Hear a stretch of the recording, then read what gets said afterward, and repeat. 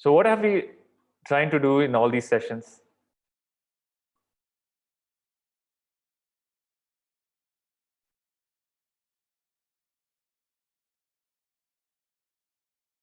Nobody's clear. Learn about who we are.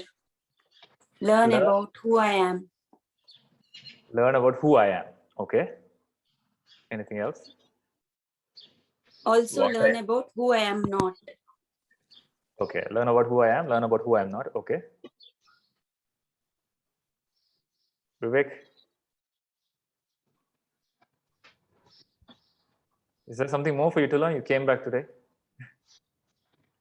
Like for me, theory is all clear. It's just that I'm not getting to the experience. So I experience. Okay. So so the session is about I have understood something, I know something, but there's no experience. Yeah. Okay. So what experience do you want? So you must have a notion, right? Notion of some experience. No, I am clear what I don't want. Okay. I don't want the anxiety. I don't want the fear. Okay. So I don't want to acquire anything. I want to just give away or get rid of. So you want to format the system. So what is absence of anxiety and absence of fear? That is what you want. Yes. What you're not articulating it. You're saying, I don't want the negative. So let's say fear and anxiety, I don't want. Depression, I don't want. Yeah. What is the absence of all of this? Happiness, peace. Peace. Peace and happiness. And peace and happiness, that cannot be shaken. Yes. That's not temporary. Yeah. Okay. That peace and ultimate peace and happiness, unshakably, to gain that, or to say to get rid, it's not a gaining. That's your natural state. What happens is through the right wisdom, you become free from the bondage. When I say bondage, all the concepts that give you the experience of fear, anxiety, and depression, happiness, joy, sorrow, and all those things. Yeah. So the purpose is not to gain, to understand that there is nothing to be gained. It is just to drop the ignorance. Only thing that needs to be dropped is the ignorance. And more we understand what is ignorance, because bringing more and more, bringing the ignorance, bringing clarity on what is bondage. Because about liberation, nothing will be told. So more and more you become clear about the bondage, you become free. Okay? And so that's why it's called self-realization. Have you heard a word called self-realization? Self-realization is about real I. So the word itself has realization. So finding the real I. Right now, I'm associated myself with some I, which is bringing me some experiences. And because of my association, I am not okay with those experiences at some level. Then I start seeking to become free from the experiences. But what you're trying to really do is become free from that I. To become free from the false I. So experience is a outcome of associating with the false I. You understand? So what you're trying to do here is go to the core of the problem, which is the false I. Drop the false I, and what remains is the real I. Is this clear so far? So what is realization? Nothing great or glorious about it. Just drop the false notion. Whatever is the truth whatever the truth that remains is your true nature. But in the dropping process, you become so aware about it, so conscious about it, that you will never fall into the trap again. That's what makes it realization, meaning permanent. Realization is a point of no return, meaning you have seen through the ignorance with so much clarity, with intelligence, with analysis, with logic, and there is no fallback. You cannot slip again. It becomes so conscious that once you touch fire, you know it burns. You don't touch fire again. So you bring the ignorance to such a conscious level, you question it, you question the assumption so that you don't slip into again. Because all the experiences that are created because of the unconsciousness. So today we'll take up in detail as to how this happens, why it started, why the ignorance started, how the ignorance operates, and how do you become free from the ignorance. Is this part clear? To find the real I. So Akshay, is it clear? Is the context clear? Yeah. So you're not putting directly, okay. This is clear?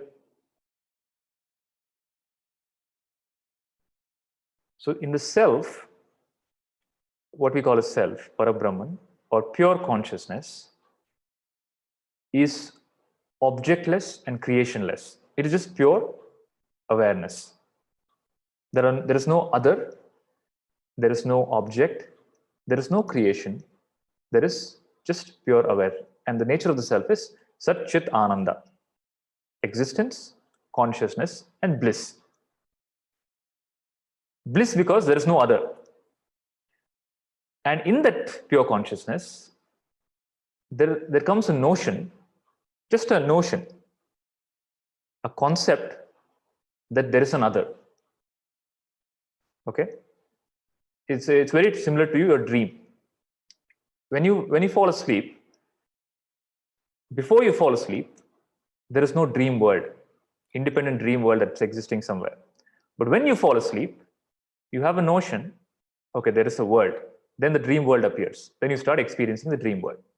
So then there's a notion of me, and there's a notion of something other than me, and there is a notion of separatedness. Okay, there is a separation between me and the world. So I am individual and there is something other. This is the fundamental error, which is the cause of everything after. What?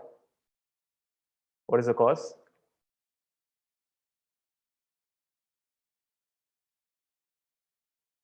The notion that there is something else. In Brahman, when there comes when in pure consciousness, when there is a notion there is something else, everything starts appearing. So two things happen. Brahman says there's a notion of me, aham, which was not there. Because the notion came me, other came, idam. So two notions came, aham and idam. Both are notions. When I say notion, both are beliefs. Okay? Both are beliefs. Belief is not reality. Reality is beyond the belief of I, beyond the belief of other. And the reality has always been like that. Even now, in the future, in the past, in the present, reality is always non-dual without the notion of me or other. But we experience duality. So I experience the me, I experience the world, and the reality I don't know. It's just belief. The reality is belief, but what I experience is duality. The basis of duality is the fundamental belief in consciousness that there is something other than me. Is this part clear? But is that reality?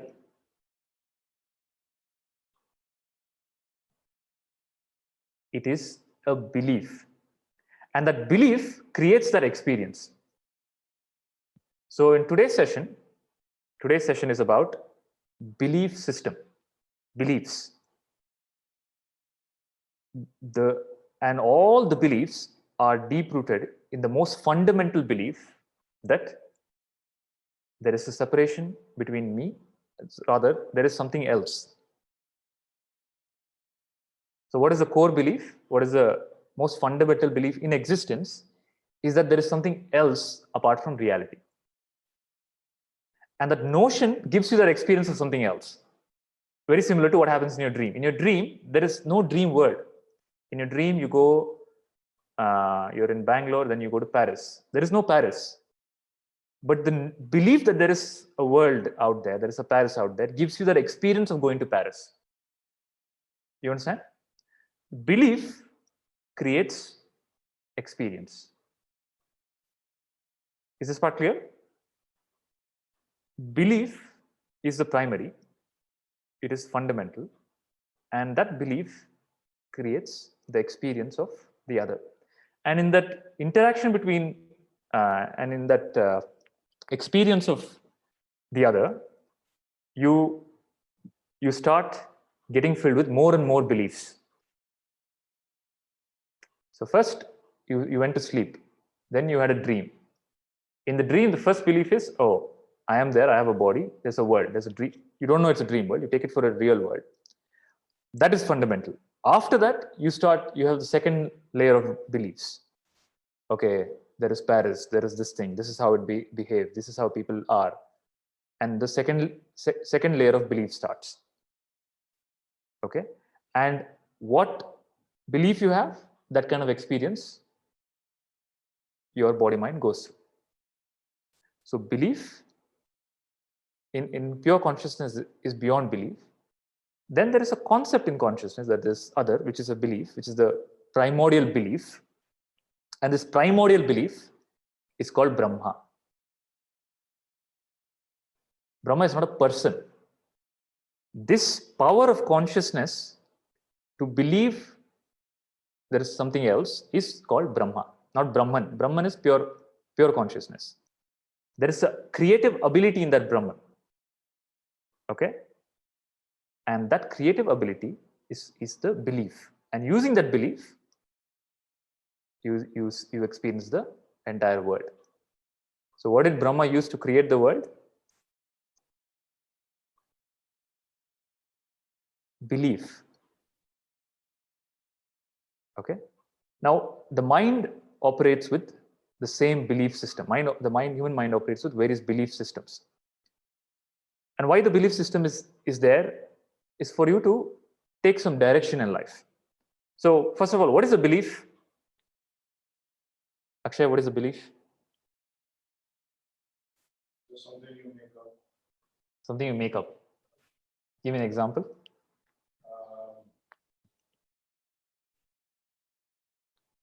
I believe that it is hot outside now, but it is hot for me, not necessarily for somebody else. So I believe it's hot outside right now. Maybe it's experience for me, but not somebody else. So what do you infer about belief by that? Is it absolute? It is subjective. It is subjective. And belief is subjective. And belief is a assumption that you make. Right? That's right. It's an assumption about object or subject. And you make that assumption to go ahead with some experience. For example, you say, I believe that I cannot dance,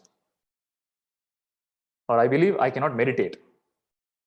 Then the mind finds it simple. Okay, just because I've made that statement, I cannot do this, I don't have to think about that decision.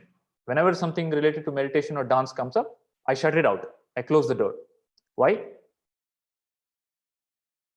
Because I've already set a belief that I cannot do this, and then I close the door on that. So I don't have to process. So you use belief system so that you don't have to process too much. You generalize. So you say, okay, if this country, this society is good, or this society is bad, you're generalizing. It's just generic assumptions. You make those generic assumptions so that you take some direction. Yeah, Kundanji? What is belief called in Sanskrit? What is belief called in Sanskrit? In Sanskrit, it's called nishtha. Have you heard a word called nishtha? Okay. Nishtha is belief. And when we say belief, we are not referring to the kind in the word belief that you use in statements like, I believe in you, or I believe in God. It's not that belief. This is a more fundamental operation of the mind.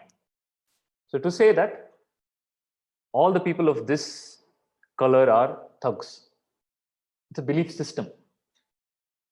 Or another popular belief system in many societies is women are weak, right?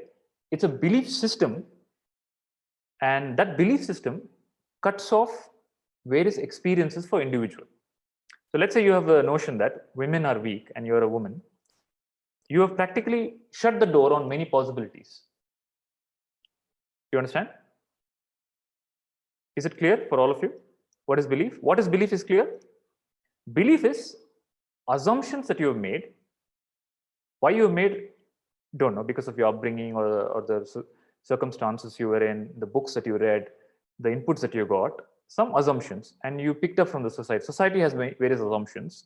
You pick up those assumptions. Books have various assumptions. You pick up those assumptions. The role models that you look up to have various assumptions. You pick up those assumptions, all unverified by you. Nothing you verified. Okay? You, whatever, why you pick them up, we'll see later. So you pick up some assumptions. Why you pick them up is also because of another belief. Example, somebody believes their religion is the greatest. So they pick up various other beliefs that the religion has. You understand? So you started with one belief, which led to many other beliefs. And if you question why you have the belief, no, because of the core belief that my religion is the greatest. You understand? You never questioned, after you make one assumption, you build various assumptions on top of those assumptions. And when you question, you only fall back to the initial assumption that you made. Why you made that initial assumption? Because you're not thinking right. Okay? Or it just happened. Simple example of upbringing. Why this my Khandan is the greatest? Because I was born in it. Okay? And whatever came with that belief sticks to you. Now, spirituality, real spirituality, is about becoming free from all belief systems. Okay? To format your mind of all belief system, because all belief systems are false. And the most fundamental belief system is that is operating in you, which is creating all the other belief systems. The most fundamental is what? There is duality. The belief that there is something other than me is creating all the secondary beliefs. So spirituality, Vedanta, or any other teachings of master enlightened beings or systems, is for you to slowly first become free from all your limiting beliefs and ultimately become free from the most fundamental belief called I and other. And in the absence of belief, what remains?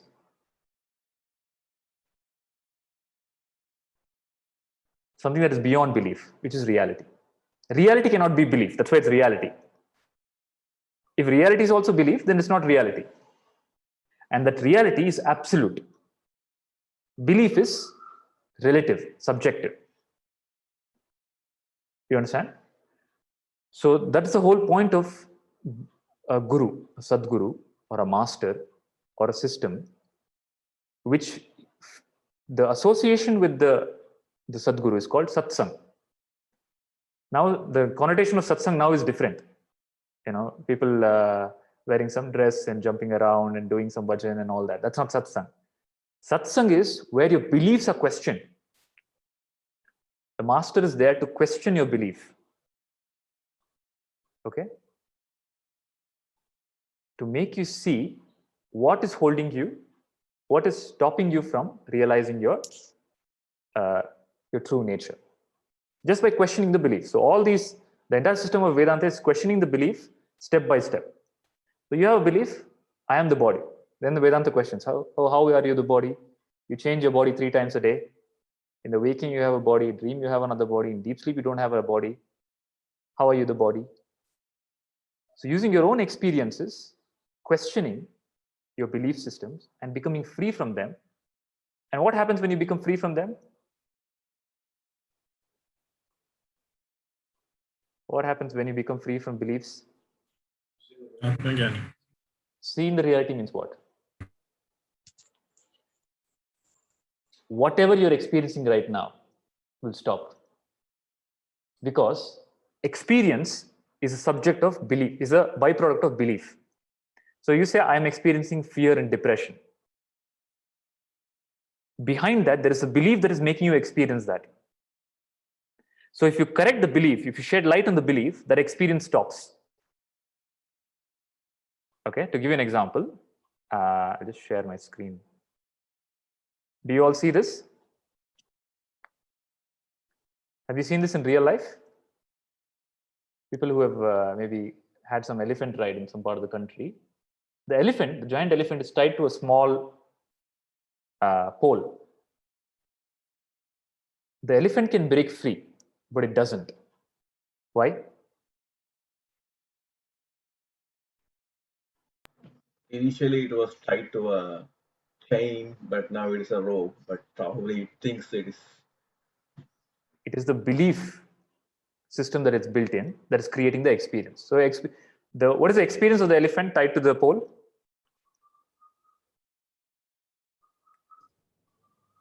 That it can't escape. No freedom. No freedom. How does the no freedom make the elephant feel? If I am feeling blissful, but I don't have freedom, that's not the problem. No freedom is not the problem. What is the no freedom creating in the elephant? It's suffering, right? The suffering is the experience created by what belief?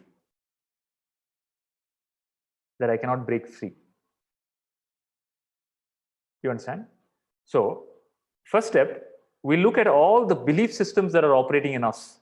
So, all our experiences of life and all the experiences of all the people across the world. Somebody is in a very successful position. Somebody is a world leader. Somebody is a terrorist. Somebody is something else. All of their experiences in life are led by their belief systems. If you change the belief system, you change the experience.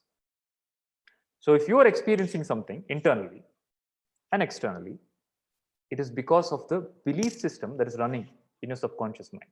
So in the next part of the session, I'll take up conscious mind and subconscious mind, how it operates in the subconscious mind and how to come out of it and how to change it. But first we look at what are the belief systems running in your system right now. Is it clear so far? Any doubt in what belief is? What is belief? So there was a very famous book called Rich Dad, Poor Dad. Yeah? Have any of you read it? So in the Rich Dad, Poor Dad, it's the approach in the book is the author is giving him the example of his younger self and talking in the context of two father figures. So here he's talking about, I had two father figures. One is a rich father, one is a middle class father. Okay, and he tells my biological father is the middle class one and the father of my friend is the rich one. Now, he talks about the belief system that these two individuals start putting in him. And there's a stark difference between the belief systems of the middle class father, the poor dad, and the rich dad. Is there a difference? So the wealthy father, what kind of belief systems they'll put in the child? So people who are born in the wealthy environment, they don't understand lacuna. They don't understand, I can't do this. Okay? They've grown up in a very abundant environment. So their reality is abundance. But he talks about a poor dad, meaning the father who is middle class. He only put in negative and disempowering beliefs in him. You know, that you need to save money, you need to work very hard for money, many such notions. Then he says, the author says, as a child, I started getting these two contradictory inputs about life, and I chose the empowering ones from my rich dad, and I became wealthy. You understand? So beliefs are of two types. they can either uplift you or they can disempower you and pull you down. And this is what Sri Krishna tells in the Bhagavad Gita. Mana eva karanam manushyanam bandha mokshayo. The mind causes the bondage and the mind causes the liberation. And when we say mind, the basis of the mind is belief system. The belief system causes the feeling, feelings causes thoughts, thoughts causes perception, perception causes experience. This is the foundation is belief. So let's say you have to go to some other place. You have to travel from here to maybe Himalayas or Paris. First, it all starts with the belief that I can go there. If the belief is not there, will you move? The movement starts because of the belief. Can you think of anything more preceding the belief?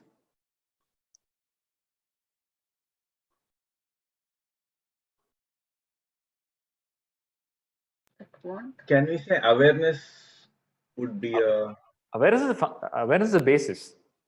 Awareness is thoughtless. Okay?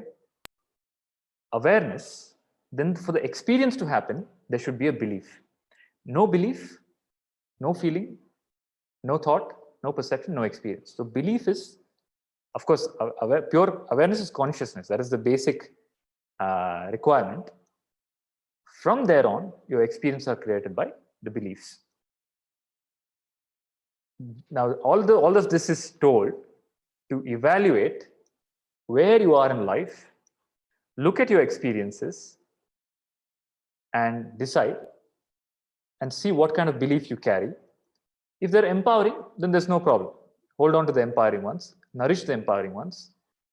But there will be a lot of belief that have got into the system unconsciously. See, when the child, all of us went through a childhood. As children, you are exposed to so many belief systems which have entered you unconsciously. Right now, you can stop. If somebody is giving you the argument or trying to put in their belief system, you can stop it. You can say, no, I subscribe to another belief system. But there was a time when you could not do that. When your mind was raw. So a lot of unconscious tendencies and belief systems have entered you. How do I know it has entered me? How can you say that it has entered me? Maybe it's not entered me.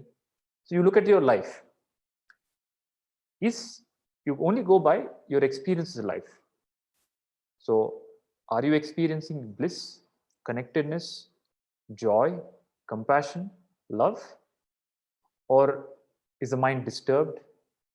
Is the mind in fear? Is there anxiety, depression, so on?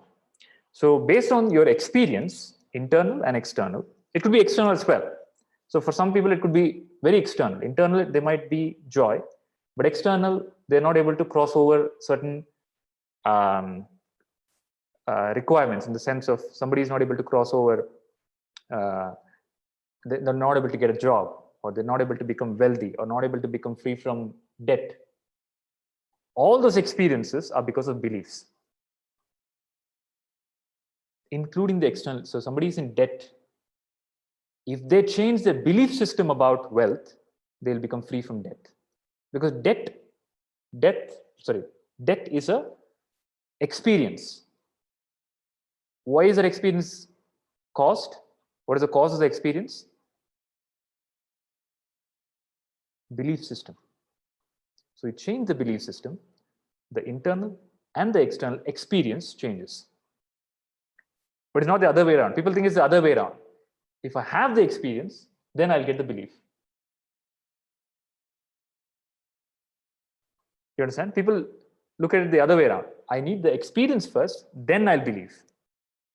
It doesn't work that way. You believe first, then the experience happens. How will this change if somebody is trapped in a society where everybody around him believes that the person under consideration is not capable of something? Even if the person changes his or her belief, society around them will say they may not necessarily give them the opportunity. Give me a real example. That's a hypothetical question. Simple thing like a You can put on the thing so that others also hear the question. So there's a question here. I'm just taking the question. Yeah, so I'll listen to it here as well. Can you hear me on this? Yeah. So I'm just asking, like, say for instance, take rural India for instance, where deep-rooted caste systems still dictate a lot of hierarchy and what opportunities are available to whom. A person in a an apparent lower caste, if he or she wants to rise up in the ladder or whatever, society around them, that person may change their beliefs, but society around them will not allow them to utilize any opportunities. They won't be afforded any opportunities to go up. How does the belief system work with them? I'll tell you. Yeah, so you can go on mute now. So everybody got the question, right? Did anybody also have the same question? Okay. So the question is, what if I want to change my belief, but my society won't allow me? And how will I break free out of that? So I'll give you a real life example of Mata Amritanandamai. Have you heard of Mata Amritanandamai? Amma? There's a person called Mata Amritanandamai. Amma. She's from Kerala. So she was born in a fisherman's family. Okay, very poor family, fisherman's family. And no history or no notion of any spirituality of any sort. But from a very young age, she was very devoted to Bhagavan Krishna. Then she had a realization. Then she had a realization of Krishna. She's a woman. She comes from the background where she's from a lower caste. And she's a woman on top of that. Her interaction with her students, where the notion was, her disciples look at her as divine mother, and she's very physical with her. She's embraces everyone. Even now, her darshan is thousands of people from all around the globe come, and she physically embraces. She hugs them. Where in a society, women are not even allowed to talk to the male counterpart. Here is a guru who is like no other guru, no other master has done this in the past. She is the pioneer in this, that she brought the language of love into such a gross form that she would hug each disciple, no matter who they are. There are videos of her hugging people with leprosy, okay, and they're getting healed. And she comes from a place which is predominantly run by a communist government. The entire society is against the notion that there can be an individual awakened being, right? And over the course of last few years, the stature that she's grown to is unimaginable for anybody from that place to be in that position. She's built ashrams all across the world, hospitals with the most advanced equipment in various parts of India, which gives free treatment, and various educational centers. All of this done by a woman born in a fisherman's family, in a lower caste, in a as a woman, and she's not educated. Let's say if somebody was educated, you can tell, okay, they are educated and all, then they can be. She's not educated. She can't speak English. Even till day, she has a translator who translates Malayalam. So what is the belief system that drives her? The belief system that drives Amma is, I am not human. I am not individual. An individual can't do all this. Individual can't heal another person. To give you another real example, in the case of Amma, so Amma had a disciple, a very old lady, and I'm just giving one example. I can give thousands of other examples in India, various other people. Starting with Amma, there was a disciple of Amma who was a very old lady. She had cancer, and her son was in the US. He's a big doctor in the US. Okay, this happened a few years ago, and she used to send the reports. The mother used to send the reports to the son, and then she met Amma, and when Amma embraced her and she spent time with Amma, she got healed, and she became free from the cancer. And she sent the reports to the son. He's a big doctor, and he was surprised because he knew that she doesn't have much time. And he was so impressed that he came down to the Kerala, to Amma's ashram, and he told Amma, I'm very impressed. What can I do for you?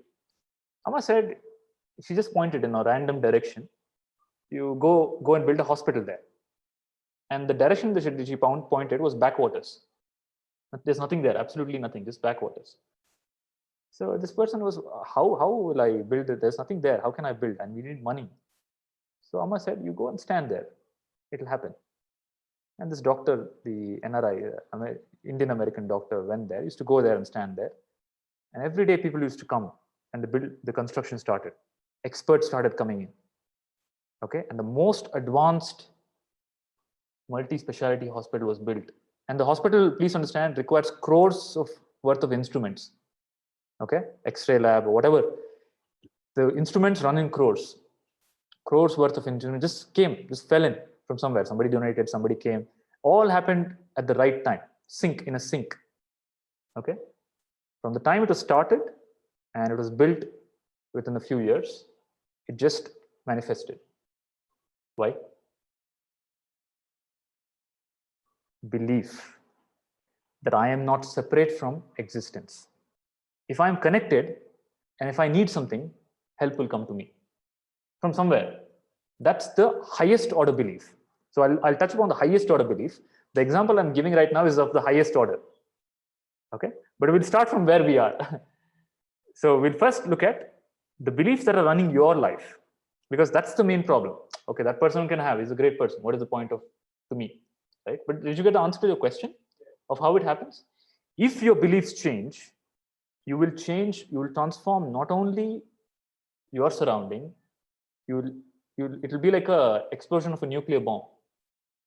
So when Buddha's belief changed, he changed the belief of everybody else. Okay, and that is the transformation of belief. When your beliefs changes, your experience changes. That is the principle. Is it clear? Yeah. So is it helpful to change the belief? You can not only change yourself, you can change the country. To give another example, during the freedom fight, when India was still under the British rule, the experience of all Indians were that everybody is all disconnected. Some people are fighting, some people are allied with the Britishers, some people are exploiting the country. It was all scattered around. They were not united as one. Then came one intelligent person with one belief, only one belief he put in the country. He said, Vande Mataram.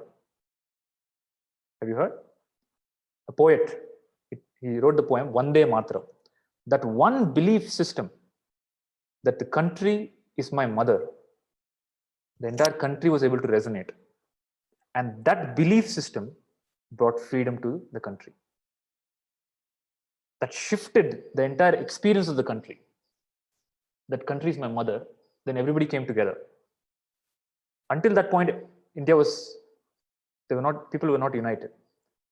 Then somebody said, Vande Mataram, one mother, country is my mother. Then everybody came. And that changed the experience of the society. In the Sikh tradition, there's this great person called Guru Gobind Singh. Have you heard? So Guru Gobind Singh, the belief system that they have is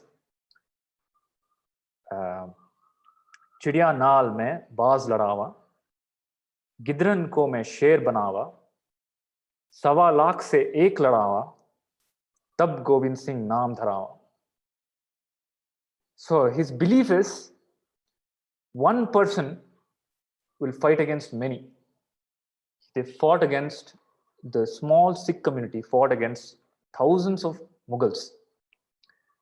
Okay, ordinarily it's impossible. The person with the bigger army wins. But the belief was so strong that they were able to transform the society, awaken the weak people, and change their experience. Okay, that is the power of belief. So let us look at what beliefs you have, what empowering beliefs you have, and what disempowering beliefs you have, and how can you throw out. The idea is spirituality is not about just listening to some gyan. You have to look at what is my experience of life. Then say, no, I'm not happy with this. I want to change it. Then use the guidance of the light of the masters. And the light is everything is happening in you. Yad brahmande tat pindande. The external is because of the internal. So change the belief, you change your experience. You want to change the world, change your belief. So to change the belief, you have to know what is belief operating in you. Otherwise, you're stuck permanently, and it never comes to the conscious level. You go on experience, somebody's gone experiencing poverty without understanding it is because of the belief, they'll never come out of it. Until they meet some person who doesn't have that belief. You understand? You understand how you come out of beliefs? You have to come in contact with the people who don't have those belief systems. Then you come out of the beliefs that you have. Okay, so I asked you all to be prepared for the with this thing, paper and pen. You need to just make a table. Make a table. With 4 boxes. The top 2, the columns, name it as, or let's say just make 2 rows. One row is empowering beliefs that you have. Second row is disempowering beliefs. I want you to write down 5 empowering beliefs that are running your life and 5 disempowering beliefs that are running your life. Now, please understand, whatever you're experiencing right now, if you're experiencing something negative, it's because of some belief that you have, be it external or internal. Okay. So somebody is experiencing some relationship problem. I have some relationship problem. That is external, but it is because of some internal belief that's in you. So write down, don't try to analyze, just off the top of your head, what 5 empowering beliefs or positive beliefs that you have in life and 5 disempowering beliefs that you have. Then we'll try to see, we'll try to validate if that is so. There's a pen here. Oh, you're not able to write. Okay. You can type it in the. Okay. So all of those people who are not on video, go on video.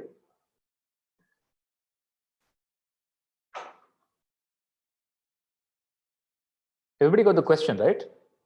Following so far? 5, Padma Shri, you understood? 5 empowering beliefs that you have and 5 disempowering beliefs or negative beliefs that you have.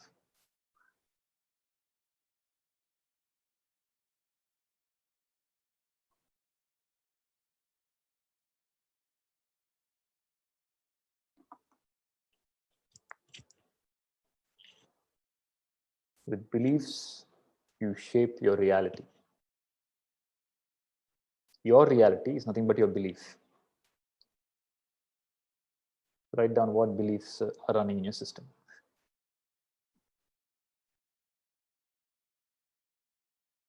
Dina, you're able to write? You're there? Yeah. Writing? I'm yeah, writing it down. Okay. Jogaji? I'm writing it, sir. Okay, whoever is done can go first.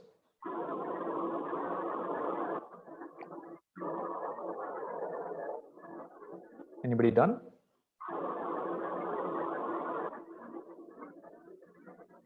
What is easier to write, disempowering or empowering? Disempowering is difficult? Yes.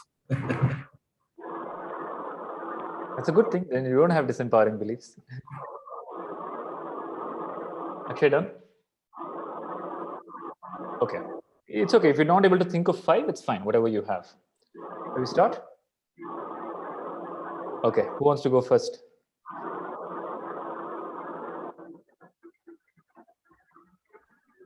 Vivek, you want to go first? Others who are not on, who are not speaking, please go on mute.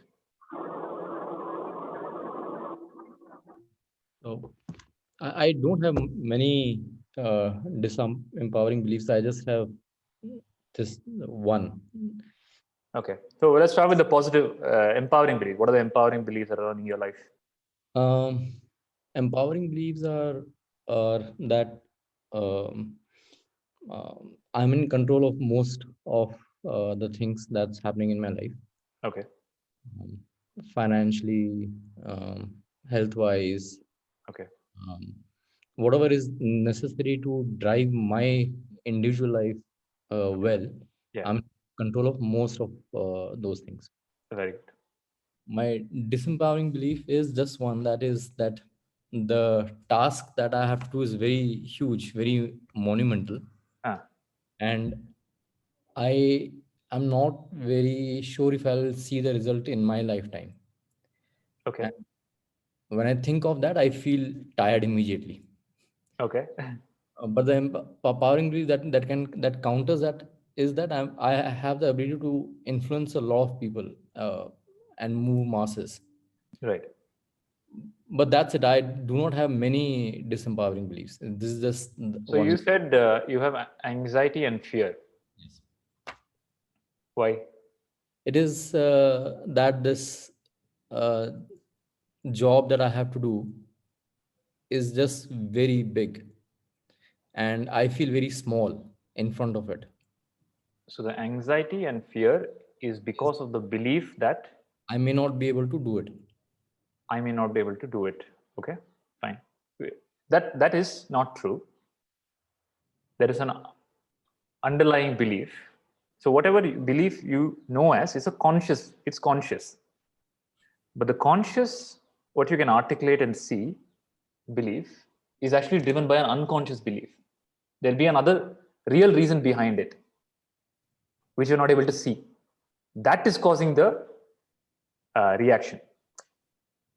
Otherwise, just the awareness of the conscious belief should be able to change the experience. Is the experience changed?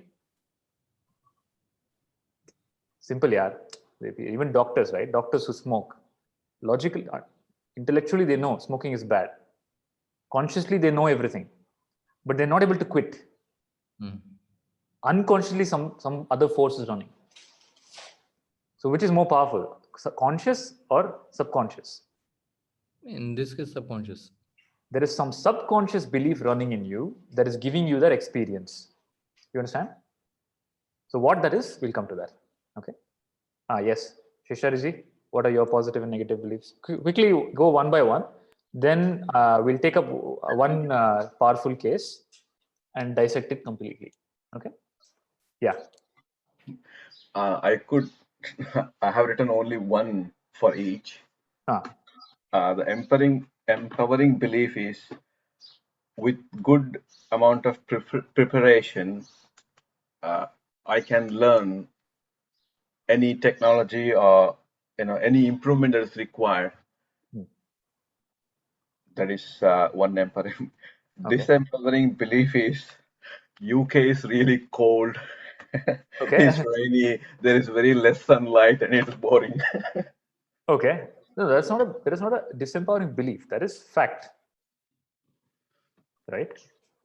Belief is what is holding you, like that elephant, that thread that is holding the elephant. What is limiting you? What is distorting your life? What is not allowing you to expand or have the life that you want? What is the pain point in your life, rather? Maybe considering this, like since though it is cold, Suman says it is fine. It is how it is. Ah, Just enjoy. It's yeah. like, no, I really want a good amount of sunlight Okay, fine. to feel warmth and that sometimes it's like it's boring. It's like I don't know. For me, it's like as you were saying, what is there inside, it's causing outside. No, that is superficial. I want you to tell me about if, first of all, I'm not imposing the pain point on you. If there is a pain point in life, if there's a suffering, if there's a disturbance, what negative belief are you carrying?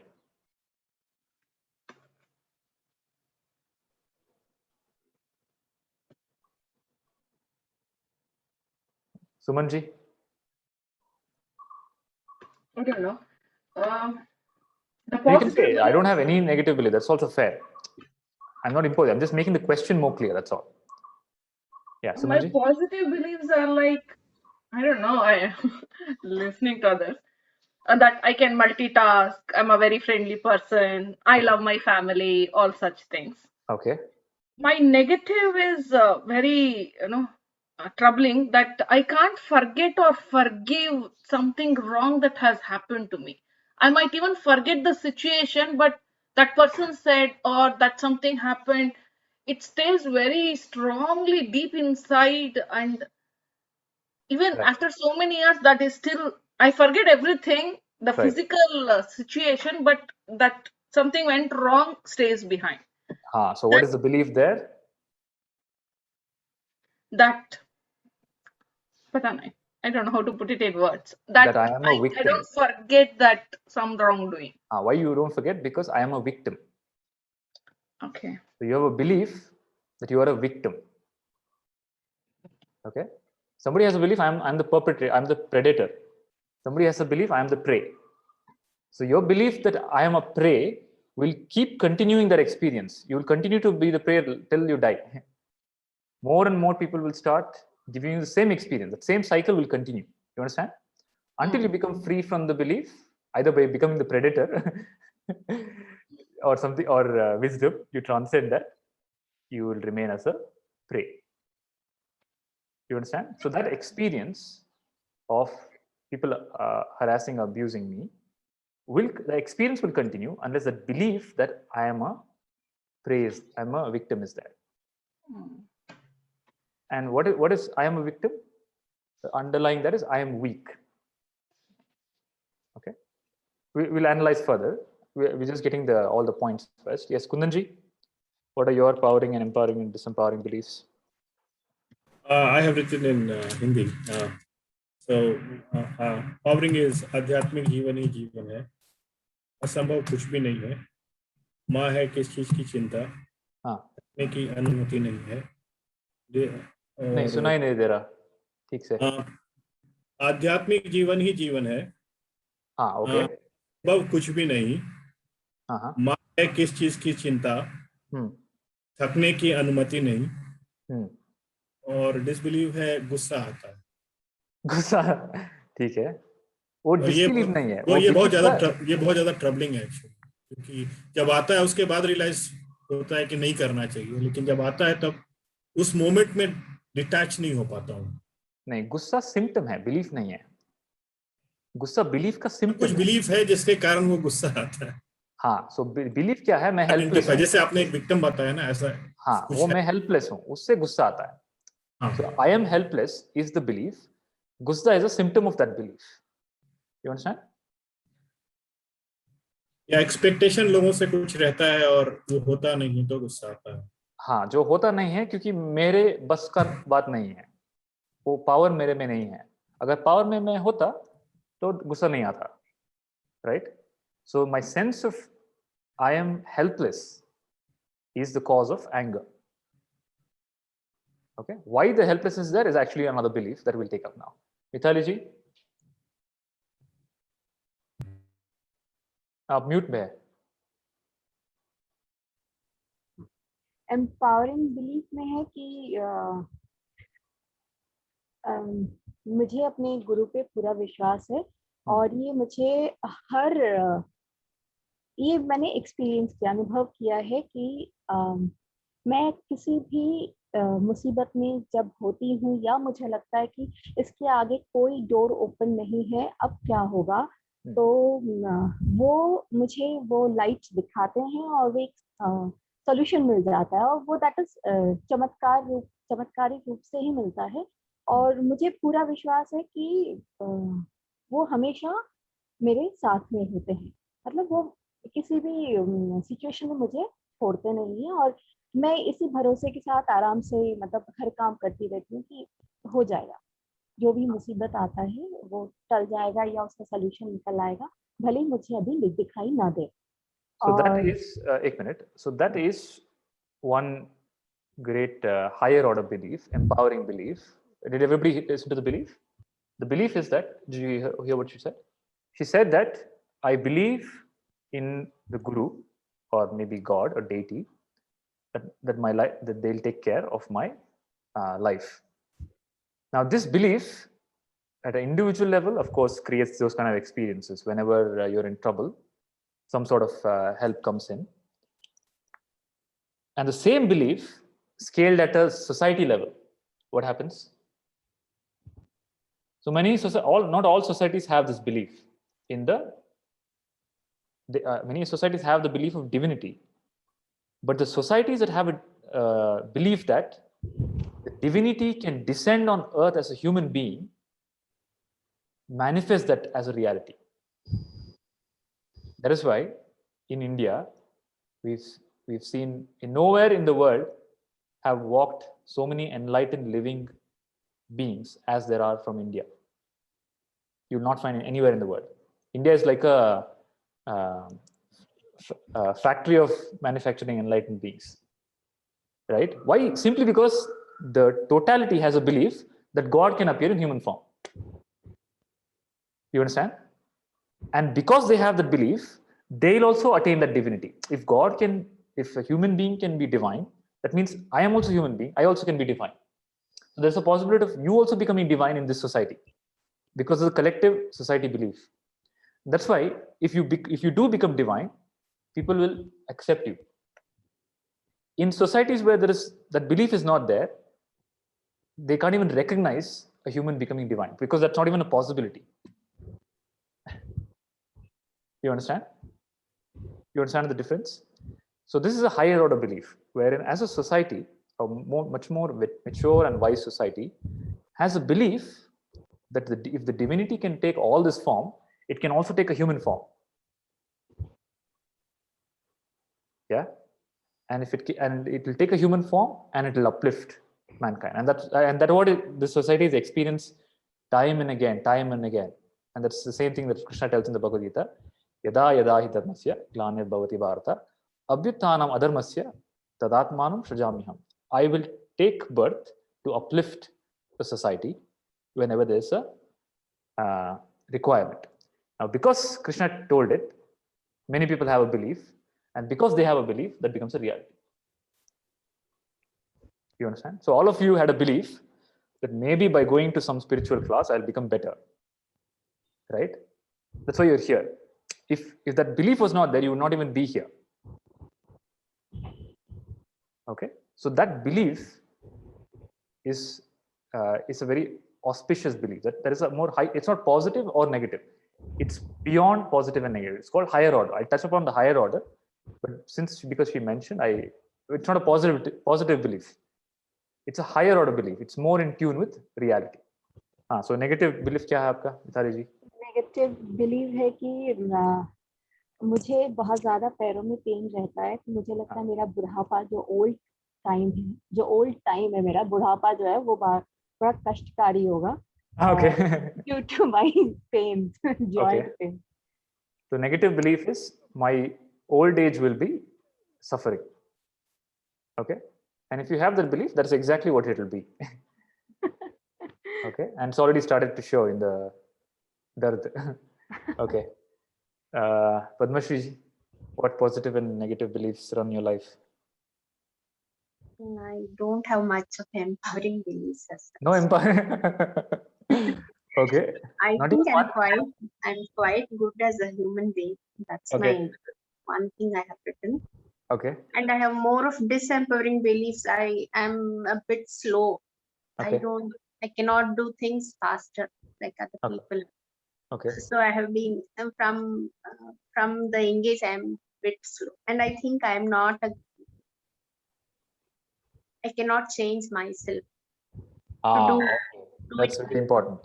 That's a very strong disempowering belief that मेरा कुछ नहीं हो सकता. I cannot change.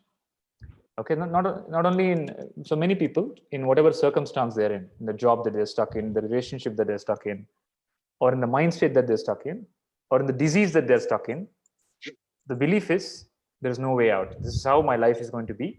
My entire life I'm going to suffer, and this is how it's going to be for the rest of my life. That's a disempowering belief. Okay. I get angry. Anger is fine. I told you it's a symptom. Don't worry about it. Next. That's it. Couldn't hear you, sorry, Guruji. So that's all the disempowering beliefs you have. Yeah, that's Okay. जोगा जी, आपका क्या है? Empowering और disempowering? आप mute पे हैं. My empowering belief is हाँ. everything is within us. If you want something, prepare for it. You will get your direction by yourself. Okay. My disempowering belief is playing victimhood. हाँ? क्या? Helpless. When I am in a helpless position, हाँ. so what happens is because of so and so circumstances, I'm suffering because of those people which I had earlier before Okay. December. Okay. Now it is I have brought it to a time is for everything it is my thought, it is my actions, everything which is responsible for it. So anything I have to correct myself. Okay, that's empowering. I didn't get the disempowering belief. I used to play helplessness. Helplessness. Okay, ठीक है. So Pallavi and Prasad ji. Quickly, everybody. There is a competition. Who will go first here? Yeah, you go, Prasad ji, first. Okay. For me, the empowering beliefs, I couldn't think of more actually, but then, I always feel, protected by God. Okay. I've always been religious, so I always feel there is some force up there that will always protect me. Okay. Whenever it's in hindsight more than, prospective, to be honest. Okay. In hindsight, whenever I've been in any situation, I've been able to, handle it and all. I feel that was because of the protection from God that I believe in. Okay. Negative one is what you touched upon this. I mean, if I have a belief that I can't control my emotions, anger and whatever else. Okay. The belief is emotions can't be controlled. Is the belief can't be controlled is my biggest disbelief. Okay, just one second. So emotions can't be controlled and there is no freedom from emotions. Is there anybody else who has the same belief? Okay, so emotions can't be, Akshay, you have the same belief? Emotions can be controlled. Okay, can you become absolutely free from emotions? At times. Oh, when I say absolute, I mean permanently. I'm not yet reached that. No, is it possible? Not you might not have. Okay, so there is a possibility that you become free from emotions. But to have the belief that it is impossible, then you are in trouble. Then you have to look at first breaking that belief.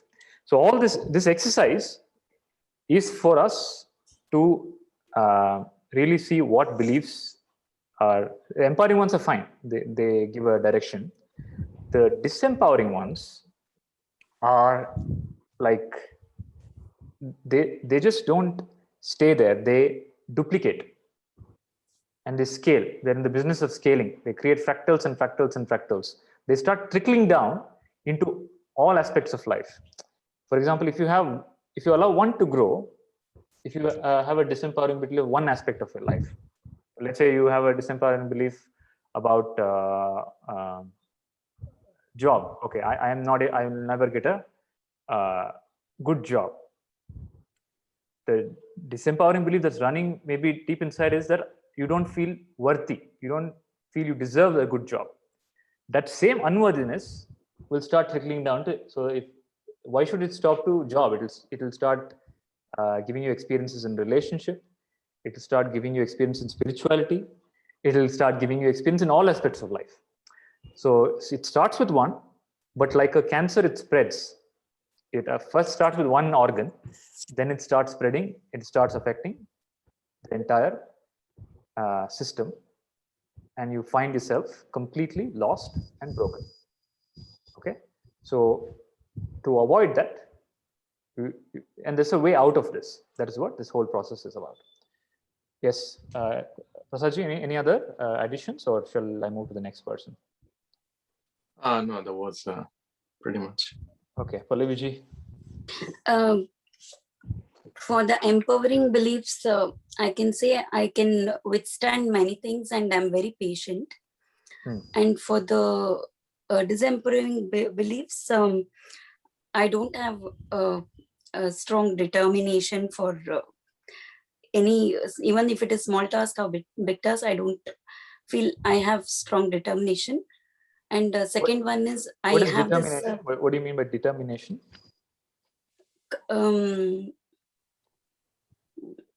To finish the task, maybe. Determination to finish the task. Okay. Yeah. Okay. I'll stop in between. Like what I wouldn't task? continue doing it. Can you give specific? Don't be generic. Give specific answer. Example. Give me an example. Like when you're brushing your teeth, you'll stop midway and say, "Oh, no, I'm not determined to brush my teeth." Will you do that? No. Say for example, I will just take this example because I started recently about the Sanskrit classes, and I wanted to do certain set of lessons continuously. It was only 12 lessons. I stopped in between. Again, I'll start. Again, I will not continue. This happens with me for many things. So what is the belief that is leading to that experience? That is stopping it is the symptom. What is the cause? In the beginning itself, I will know that, okay, at least this thing, let me finish, and I'm not going to do it. Okay. And it will stop in between. So what is the belief that is causing that experience? Again and again. That's what I don't have a strong determination to finish. Determination, lack of determination is a symptom. What is the cause?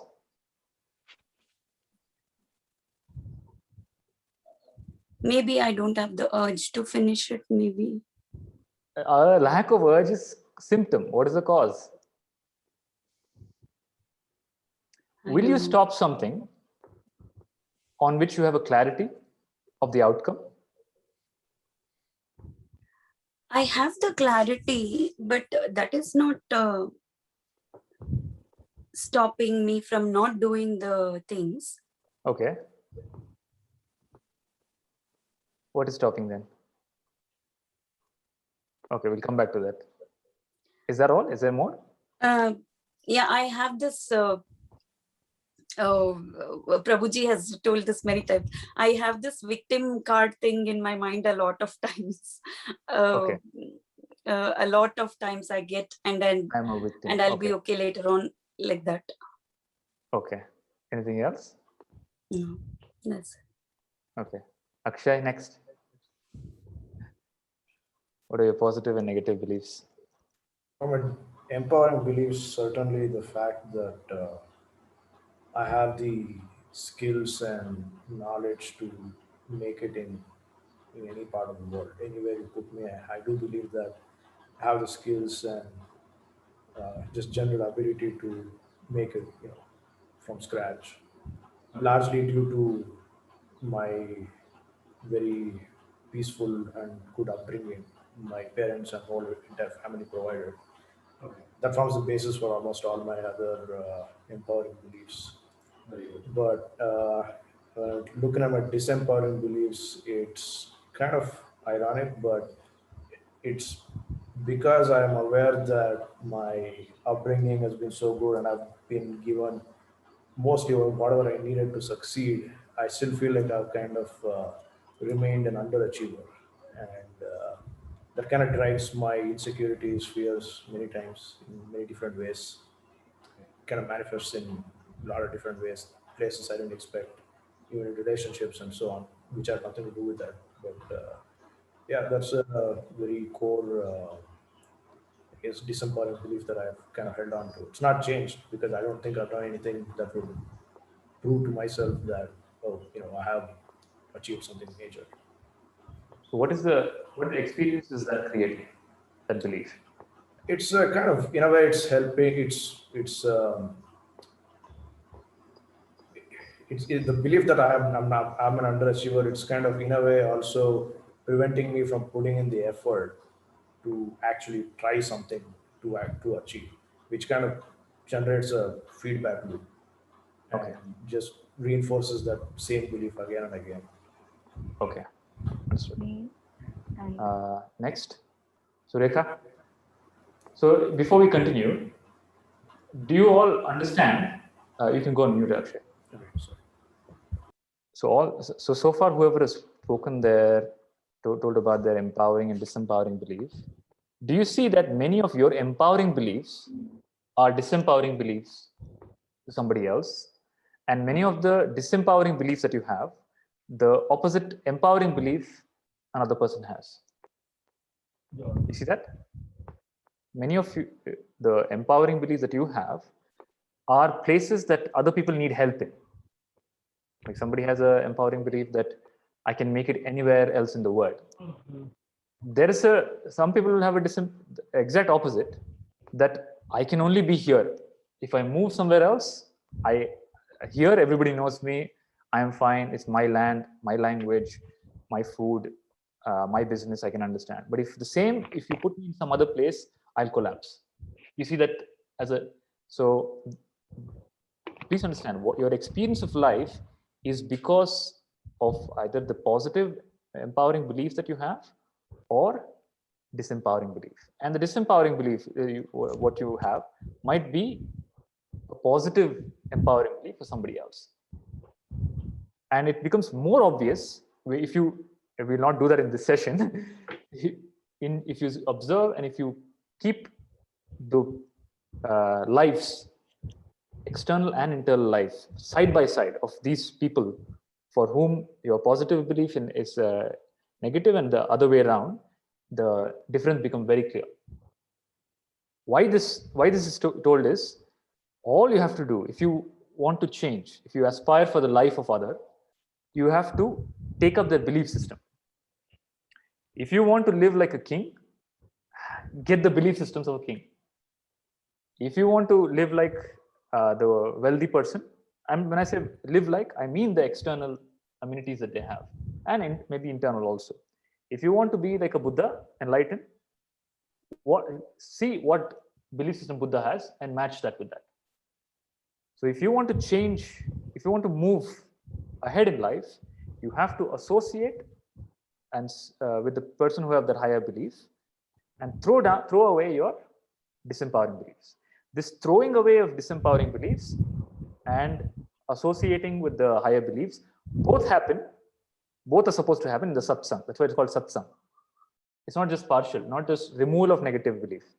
It is associating with the highest belief and throwing away your disempowering beliefs. Okay, Surekha?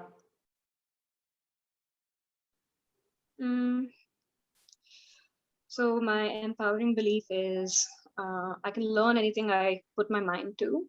Okay. One of them. My disempowering belief is that, well, one of them is that it's too difficult and too much work for me to make anything happen. So especially in terms of to change my life. Yeah. It's too difficult to make anything happen in my life. Okay. Why is that belief there?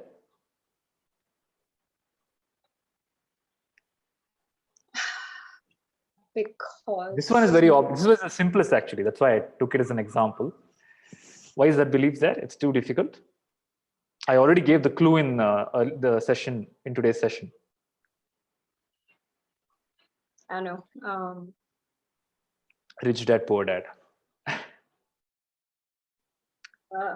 So the poor dad programs the child that life is very hard. You have to work really hard in life. So what belief system does the child take up? It is very difficult for me to do anything in life. That it's very hard to make. It's very difficult for me to make things happen in life. Right? But the rich dad corrects that. No, it's not. If you have clarity, if you have conviction, and if you're willing to take the steps, whatever you want, you can get. That is the belief system. Do you understand? Do you understand where the negative belief, what is the negative belief you have? What is the underlying subconscious belief that is giving you that experience? That life is hard. No. What is that life is hard is the conscious belief. What is the subconscious belief that is creating that?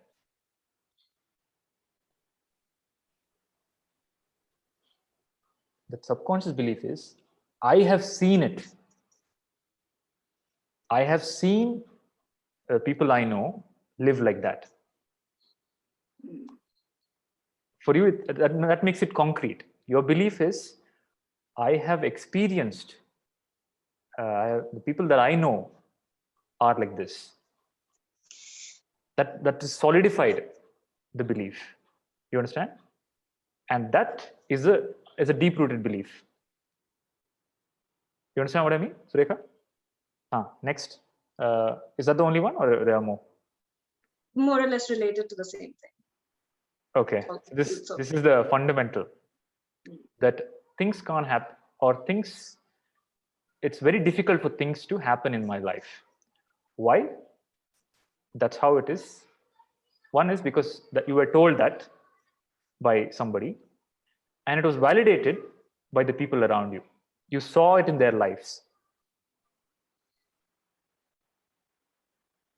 You understand?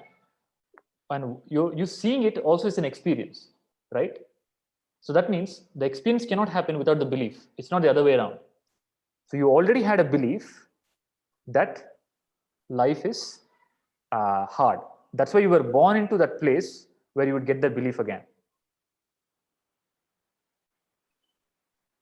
You understand this, Rekha? Why is somebody born in a place where they get a rich dad? When I say rich, I don't literally mean a wealthy dad.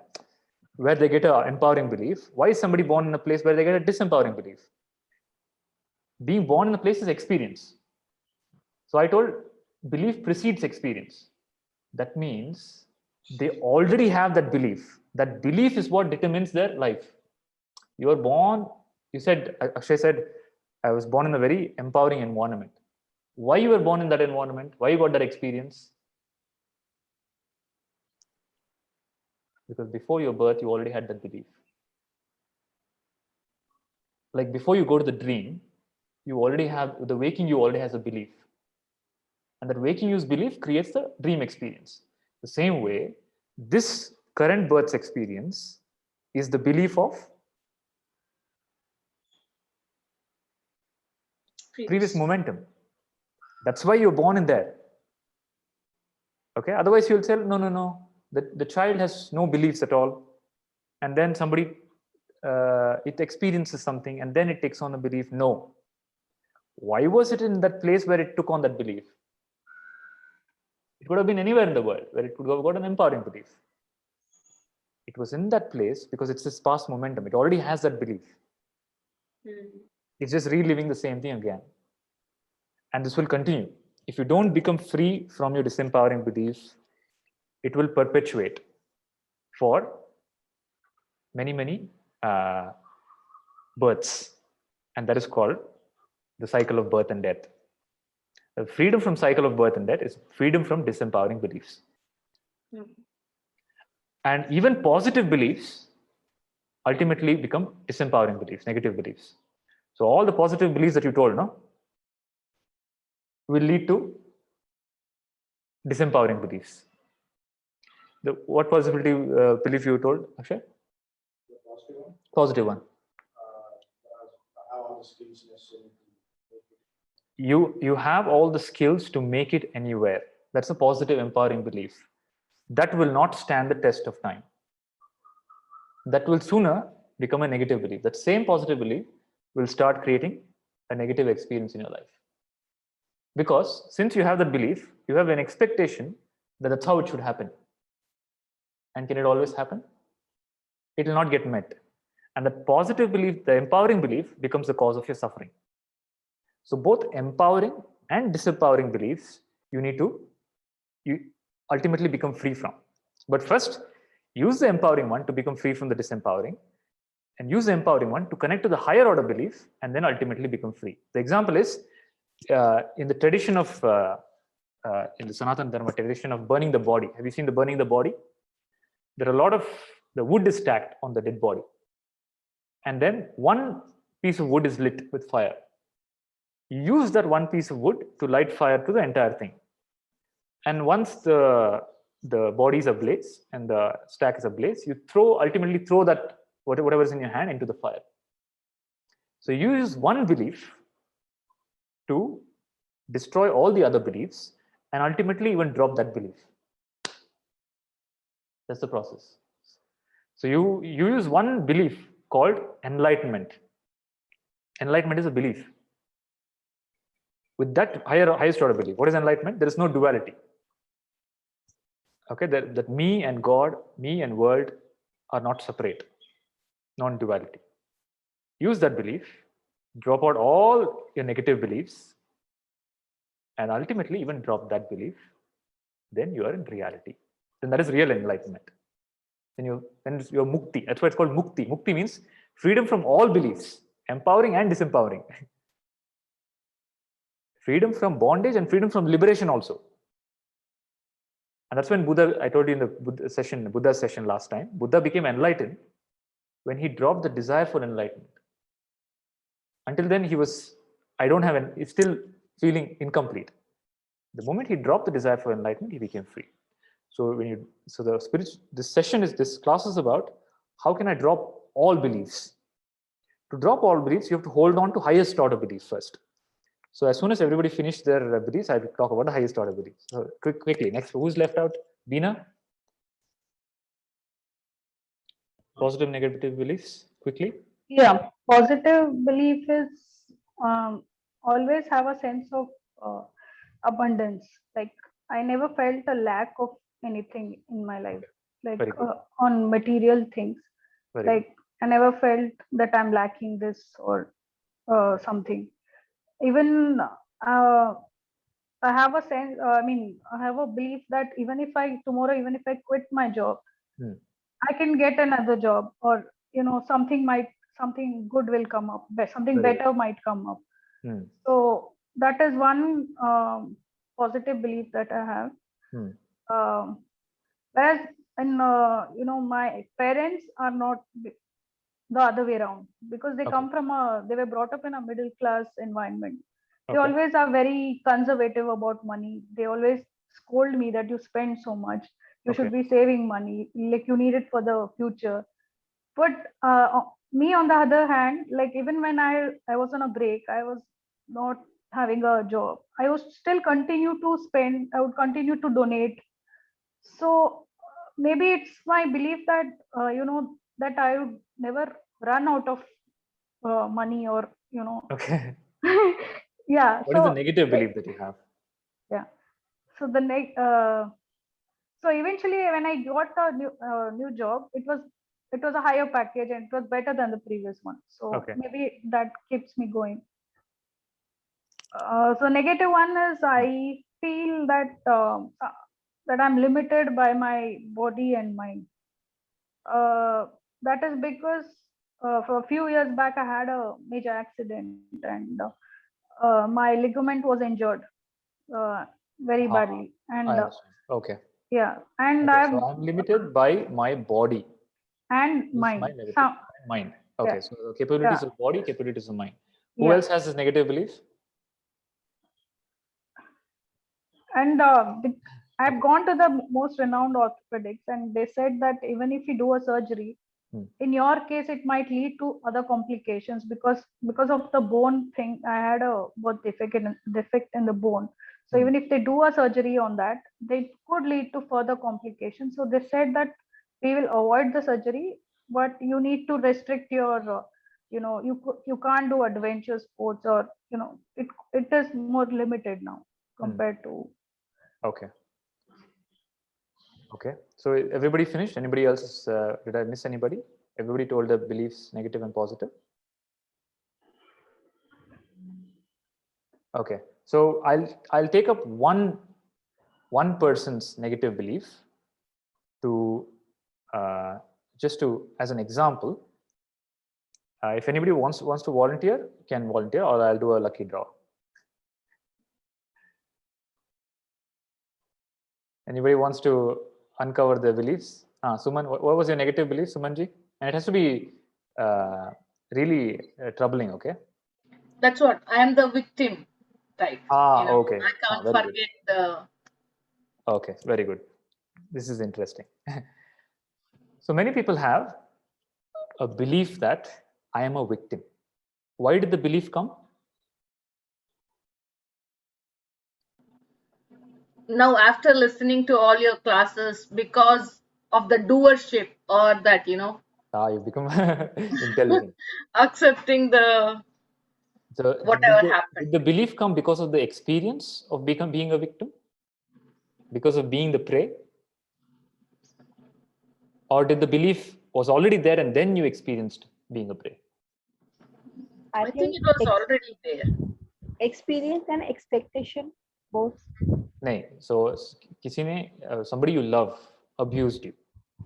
Okay, let's say somebody you love abused you.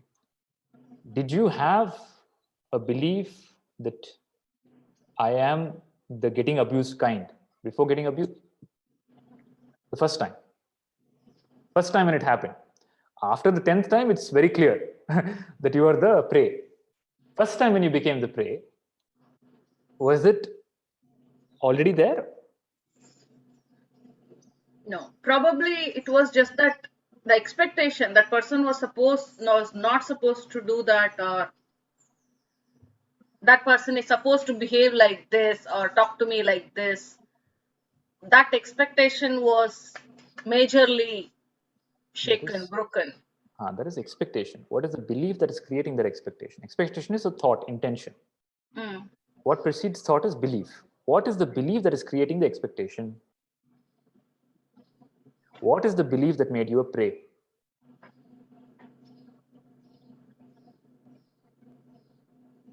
It's staring straight in the face, in my face at least, it's staring the answer.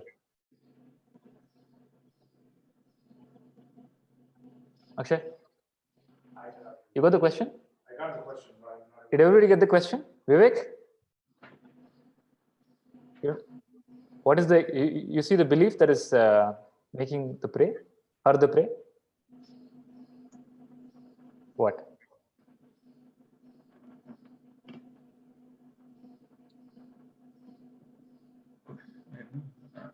So the experience is I'm a victim.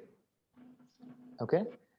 The thought is that I've been abused and my expectations are not met. The belief is I can't face the challenge. The belief I couldn't stand up for the myself. belief is I am a woman. So all the people who gave the same answer, right? I'm a prey, I'm a victim. All of them are women. I didn't hear any man say, I am a prey. Usually, if I am a man, I'm a predator. So the moment when you were born, you are identified with the body. Body is of a woman, but you're not the body. But you identified, I am the body.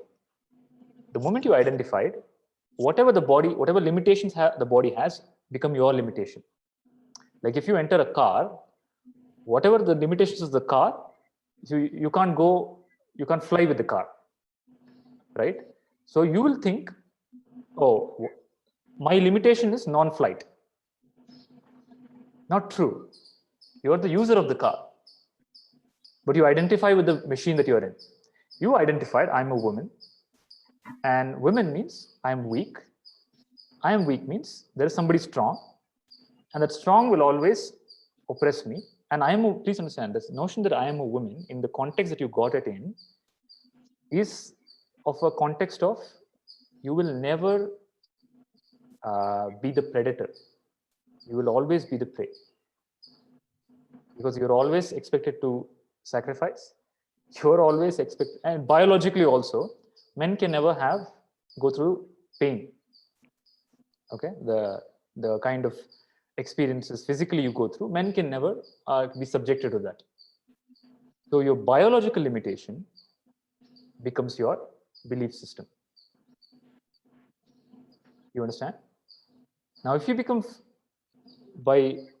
if you associate with the highest order gnana belief system that I am not the body, I am not the mind, I am not the body, I am not the mind, I am the self, I am Atma.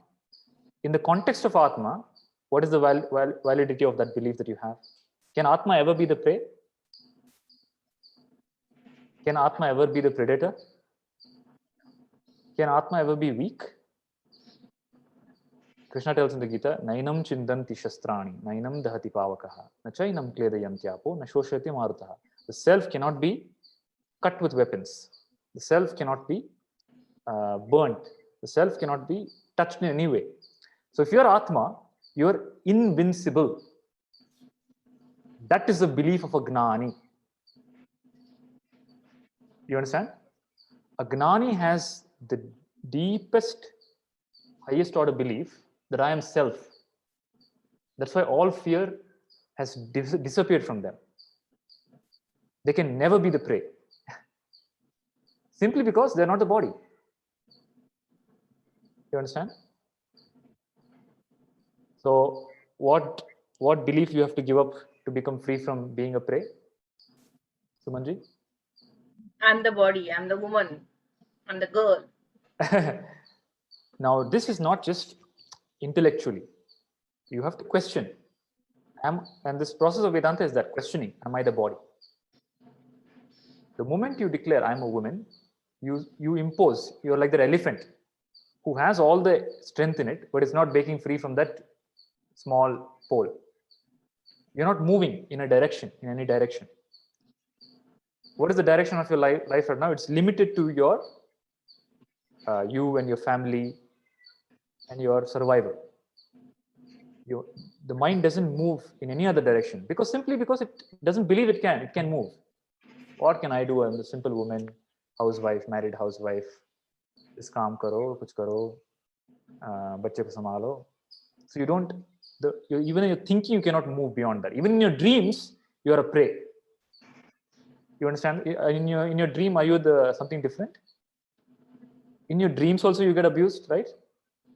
In your dreams also you're a victim of the circumstance, because subconsciously it's gone deep that you are a weak gender. That is false. You have to see how that is false and break free from that. The way to break free from that is associate with the highest order belief. So in that context, I'll talk about quickly the highest order belief. But before that, any questions? Is this part clear? Is it clear what is creating that experience in your life? And please understand, it will continue until you become free by associating with the higher order and become free from the belief. You will continue to become more and more the prey, more and more the victim. Surekha, is this clear? The experiences will manifest simply because you have the belief. Vivek? Krishna, I had a doubt in this. You said that because you feel like a prey because you're a woman, you're a girl. Yeah. That is the core belief. Yeah. But you were saying that if we change the belief, that if we associate with the Atma, that I am invincible, then the experience changes. Yeah. But but the reality is, like, when you're living in a city like Bangalore or even Delhi, it's quite unsafe for as a woman, I still feel unsafe to go after 11 or 12 in the night. Whereas my brother, he comes from the airport at 3 o'clock, 2 o'clock. He says, I don't need when my parents tell him that I can come to pick you up, he said, I don't want, I can come on my own. But for me, I still ask my parents to come and pick me up at that time in the night. So when you're living in such a harsh conditions, like it's quite unsafe. I understand. So that's the example I gave of Mata Amritandamayi. The circumstance, what a circumstance you talk about is the experience. Your experience depends on the belief. You're experiencing all this simply because of the deep-rooted belief inside of you. Now, please don't misunderstand that if I change my belief in the most notorious part of the town, I can walk, by myself and all that. But even if you are put in that situation, you will sail through that situation. So removing of the belief, one, it might completely eliminate the experience itself, or even if you are put in that experience, you will come out victorious.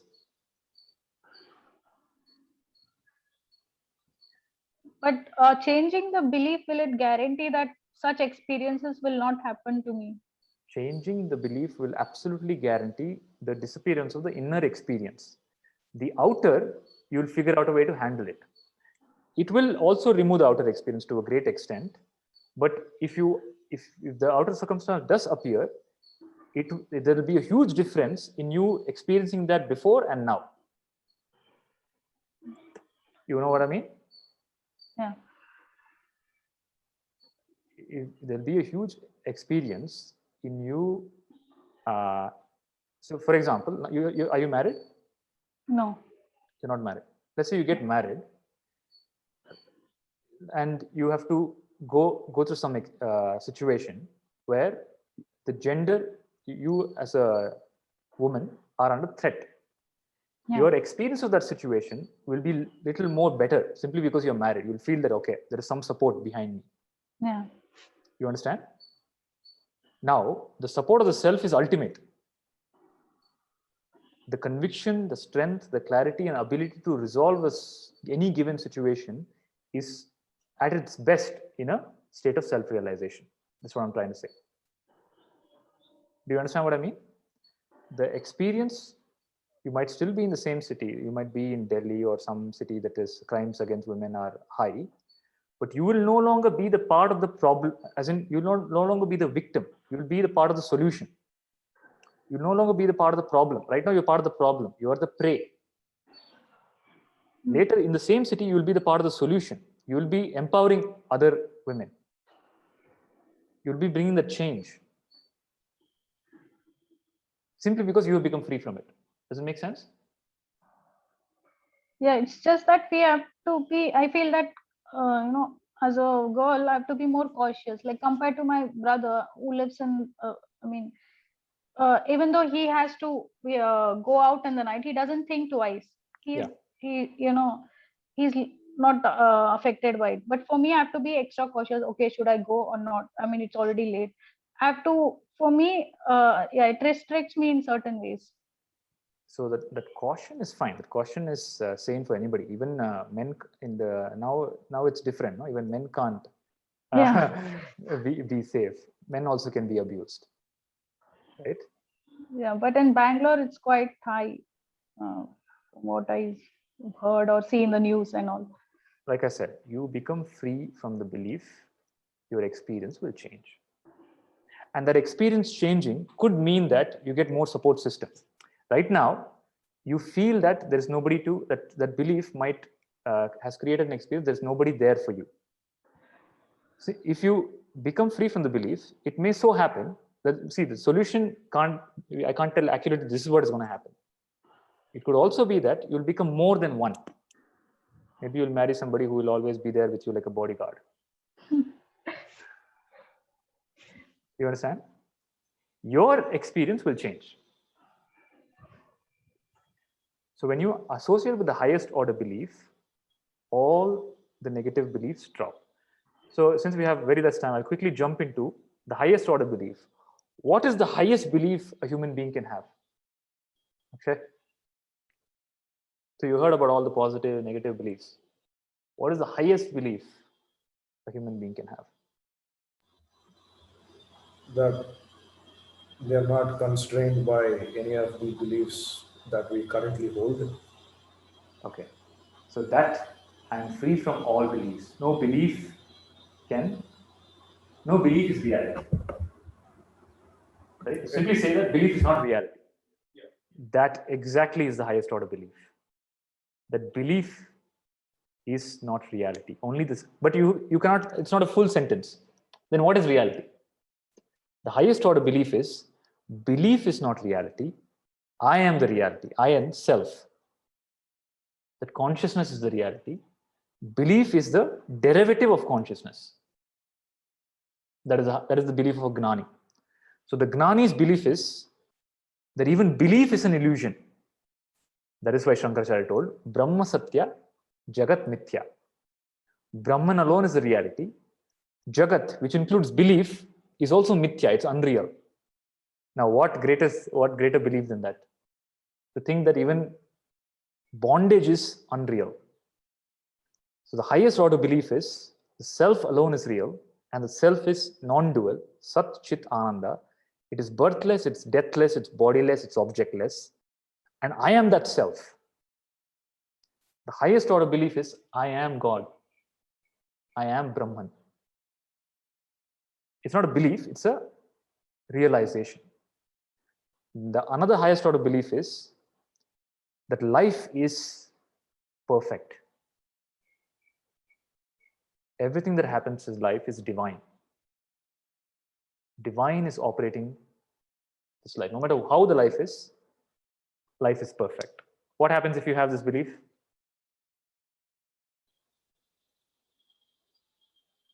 Even if something is wrong, we accept it. You will not see anything as wrong. The right and wrong is a part of mind. It's a mental concept. What is right for you is wrong for somebody else, right? You become free from all notions of right and wrong.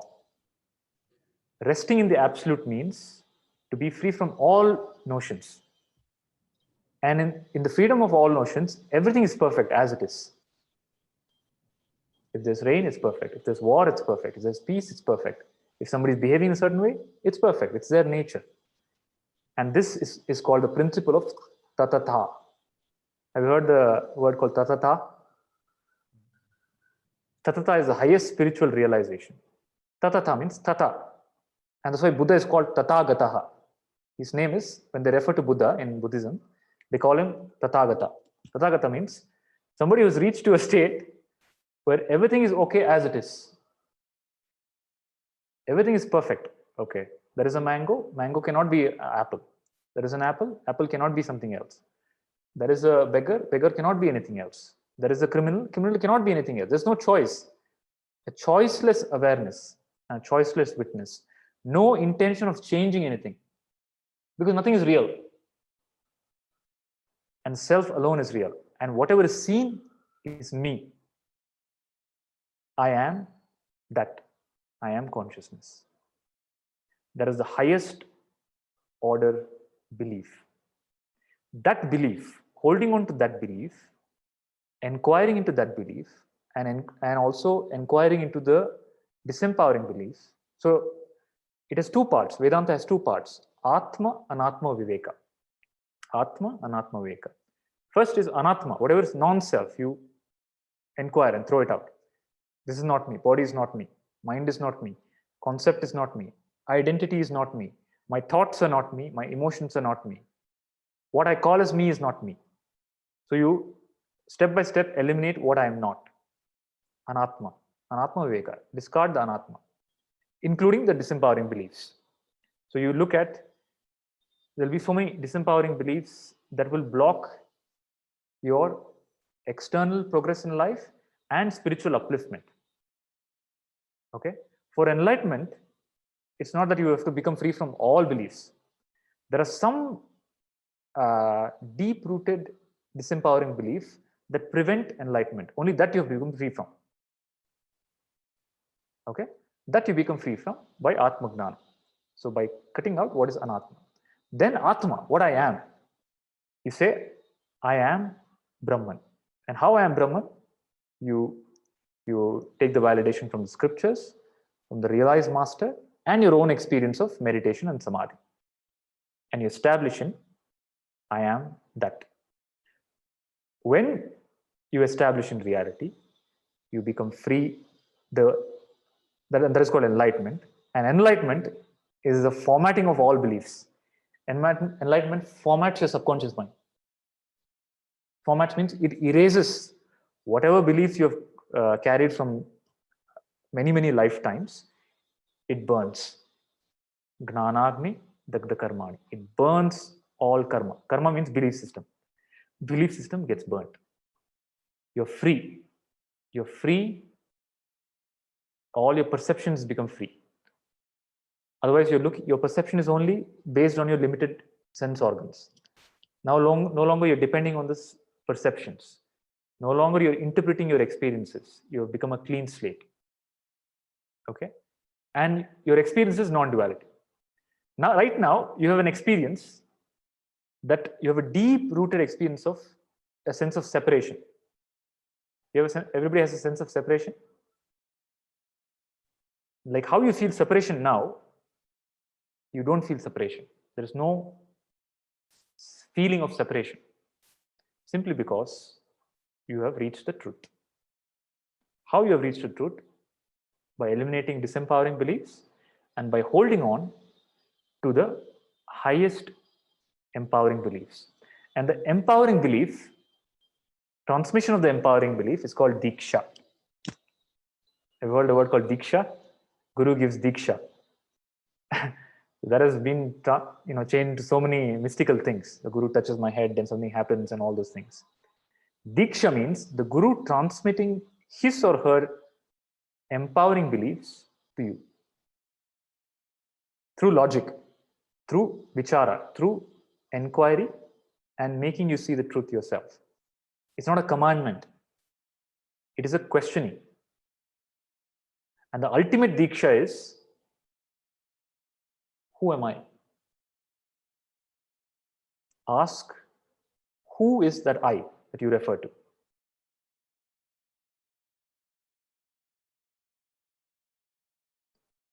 Okay. So Vivek, what was your disempowering belief? That the task that I have, I may not be able to finish it or do it well, or it's so huge that I may not be able to see it to conclusion. Okay, what is the inner experience that is creating? I feel right now it's like the burden of expectations. So there are so many eyeballs on me right now. Okay. And some of them, so there are some people who have been my childhood heroes.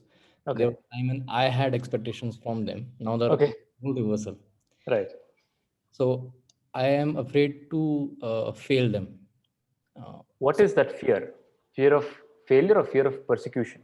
No, fear of failure. There is no a fear of persecution is not there now because I'm doing exactly what I'm okay expected to do. But yeah, fear of letting down people who. What happens if you let down? Embarrassment, fear of so a lot of embarrassment. What happens if you get embarrassed? Nothing happens. So your fear is fear of loss of self-identity. Embarrassment is what? I have a face. That face becomes distorted in the minds of people. Right now, when they think of you, Vivek has an image. That image that they have of you gets distorted. So my self-identity will get hurt, will get disturbed. Is that the fear? Yeah, I think so. Failure ultimately results in something happening to me. Then you say embarrassment. Embarrassment for me. That me is what? Some self-identity that you have. You understand? That self-identity will get distorted. But my dear, that self-identity is false. Whatever self-identity you have is all unverified assumptions about yourself. Is it a solid self-identity? No, it is not. It is that self-identity you're talking about is associated with the role. Yeah. You have many roles, right? You have many roles as a friend, as a mentor, as a parent of the dog, right? Will the parent of the dog's identity get affected? No. Will the friend identity get affected? No. That particular role will get affected. Yes. Why it will get affected?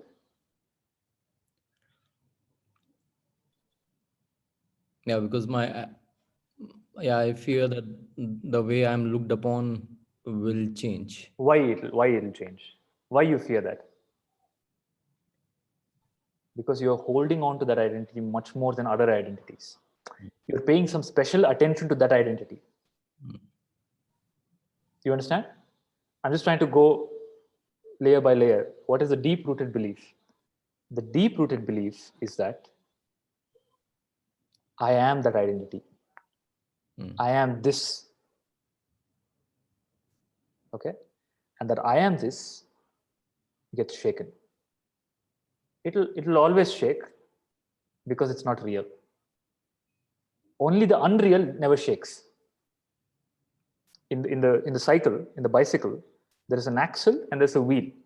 The wheel always moves. What if the axle starts moving? The axle never moves.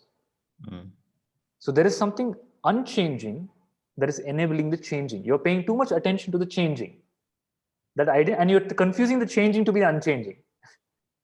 This is the worst part. You're confusing the appearing and disappearing identity to be the real you. So if something happens to that identity, something happens to me. So where is all this role and job and everything in your deep sleep? And a deep sleep is not there. Is a fear there? No. Is a job there? No. Is identity there? What is there? Are you there? Something witnessing is there. The role is not there. That is you. The witness is you. If you were not there, who will wake up? That is you. That is the unchanging. The role is changing. Now the problem is the fear and the anxiety is happening because you're paying too much attention to the role as you. I'm not saying you're paying too much attention to the duties of the role. Pay attention to the duties of the role. But you're confusing the role to be you. See what happens. See, let's say, how many of you here have a fear of public speaking? I used to have, not anymore. You used to have, right? So what happens when you had the fear of public speaking and you have fear? No. What happens when you had the fear of public speaking and you went on stage? I used to freeze. I used to stutter. You used to stutter, you used to freeze, you used to experience anxiety and fear. All those things that you experience now in that case of the role, right? Yes. Why? Because you feel the audience is separate from you, right? There's a separation. Now let's say you are let's look at some theater artist, actor. When they go on stage, they perform in front of thousands of people, but they're able to perform along with the crowd. You understand? They feel connected to the crowd. They don't have stage fear. They probably had and they crossed over, and now they feel a connectedness with the crowd, and they're able to perform, and sometimes so much connected that some spontaneous creative moments will happen. You understand? So the more you identify, before when you had stage fright, you were identified, you have a solid identity, your self-identity is solid. I am this and I'll be judged. But the more you move in with wisdom, acting is all about letting go of self-identity. You know that? The greatest of the greatest actor is able to be somebody else. You can never be somebody else if you're holding on strong to me.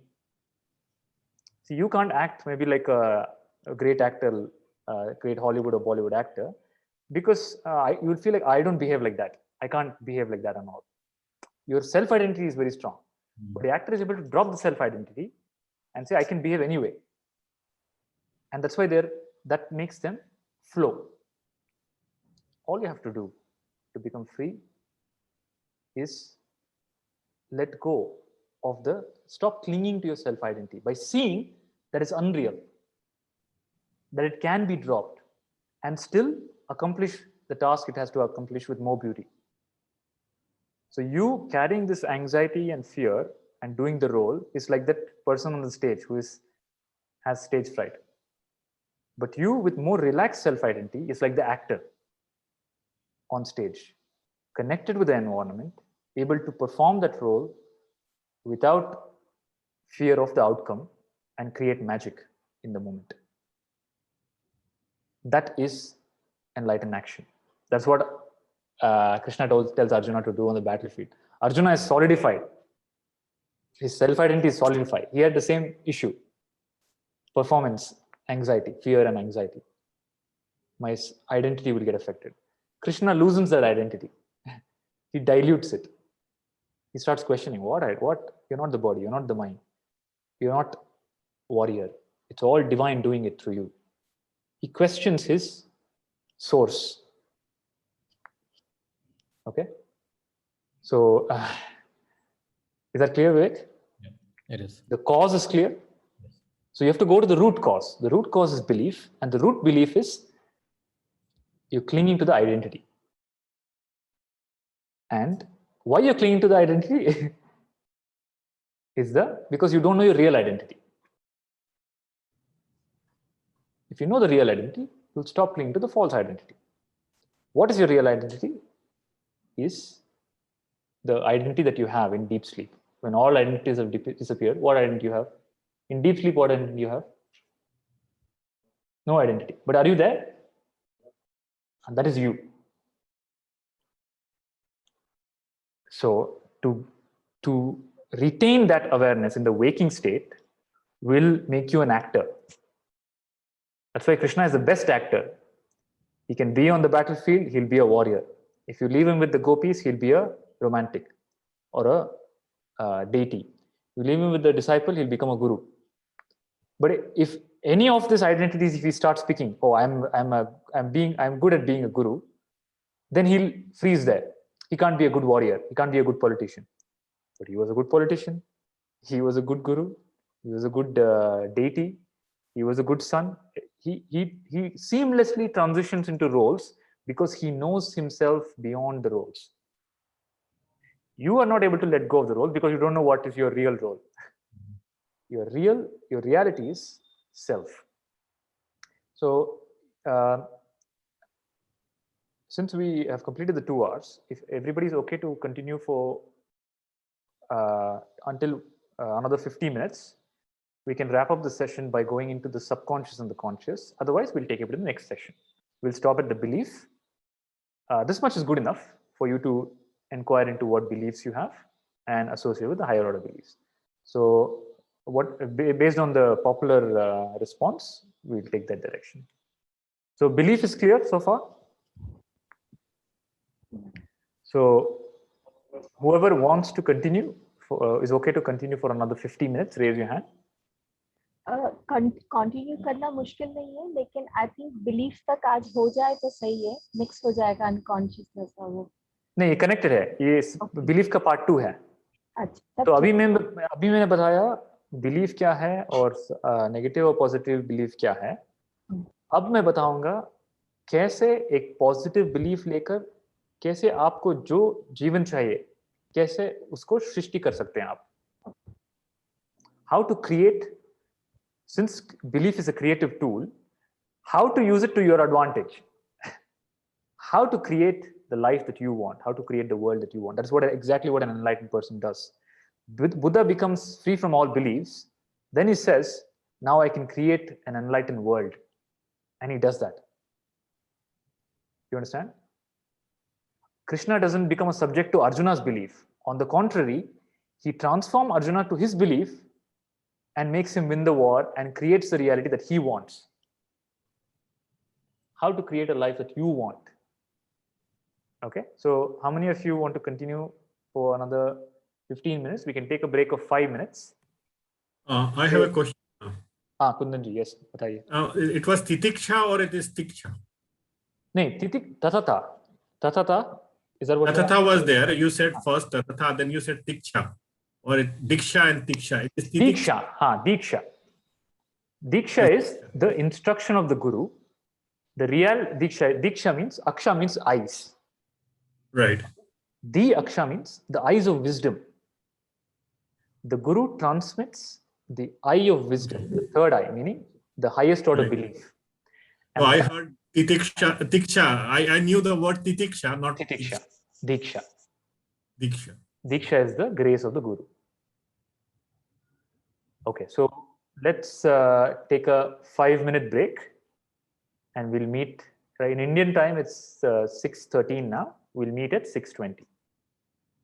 Okay? No. Hari Om.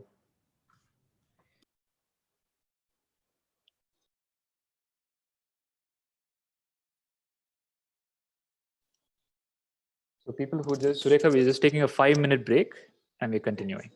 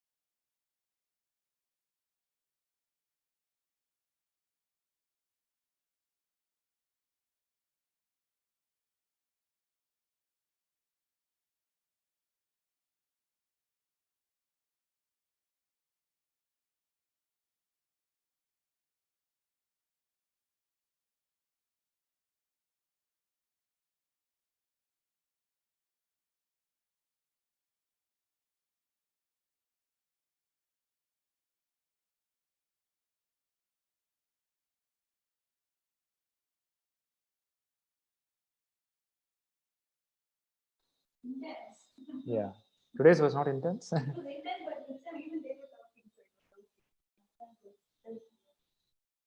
Yeah.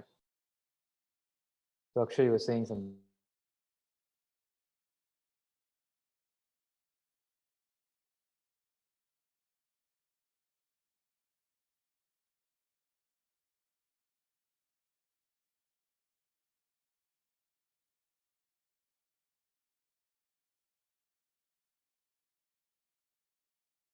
Anyway, there's a break. I was saying that you want to unmute now? Yeah, you can unmute it now. Yeah, so I was basically asking, when you're talking about beliefs and the kind of experiences it leads to, where does creativity fall in? Like when it comes to specifically with artists and the creativity that they come up, that moments of inspiration and creations that they do, whatever, painting, music, movies, writing, books, whatever. Where does that fall in? Will the artist pick up the brush if they don't have a belief that I can create? No, obviously not. No. Creativity is a byproduct of belief. I'm specifically interested in those moments of inspiration that strikes them. Yeah. Like there is something that doesn't exist in this world that nobody has ever thought of before. Yeah. It comes to them. Why did it come to them and not to somebody else? Yeah, I guess that's one thing. So is that a manifestation of belief? Yeah, if you have the belief, if you really take up the belief, and belief can be taken up consciously, okay? Let's say tomorrow you take up the belief that I am an artist, and it's not just intellectual, deep, because of some interaction with somebody, you carried over that belief that I can also be creative, that you will start experiencing that. Ideas that never came to you, visions that never came to you start coming to you. Yeah. Right? So creativity, ideas coming, seeing something magical or something that is out of the world, which doesn't exist, and putting it out in the world, it's all because of the belief.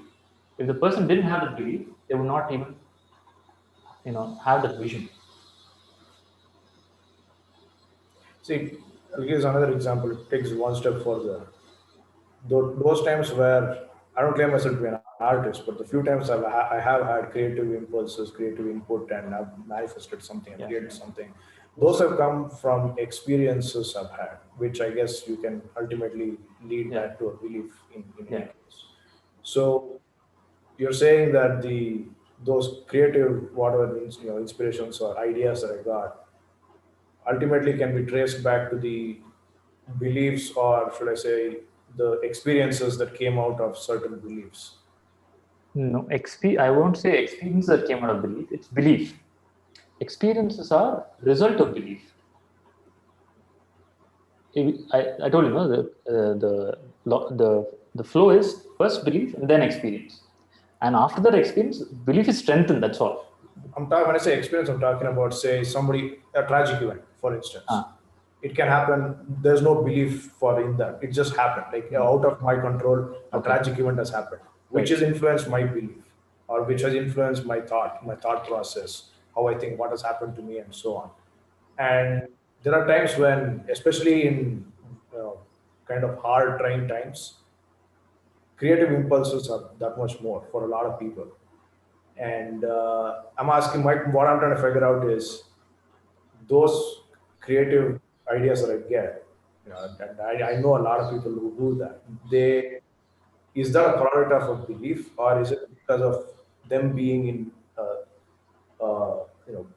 being in those circumstances surrounding them, what has happened before? So you told two different things. One about the creativity, one about the some tragic experience. The example that you gave. First thing is the creativity will not bloom or will not arise, or that experience will not happen. The idea doesn't come, the thought doesn't come if there is no belief. If there is no predisposition belief that it can happen to me.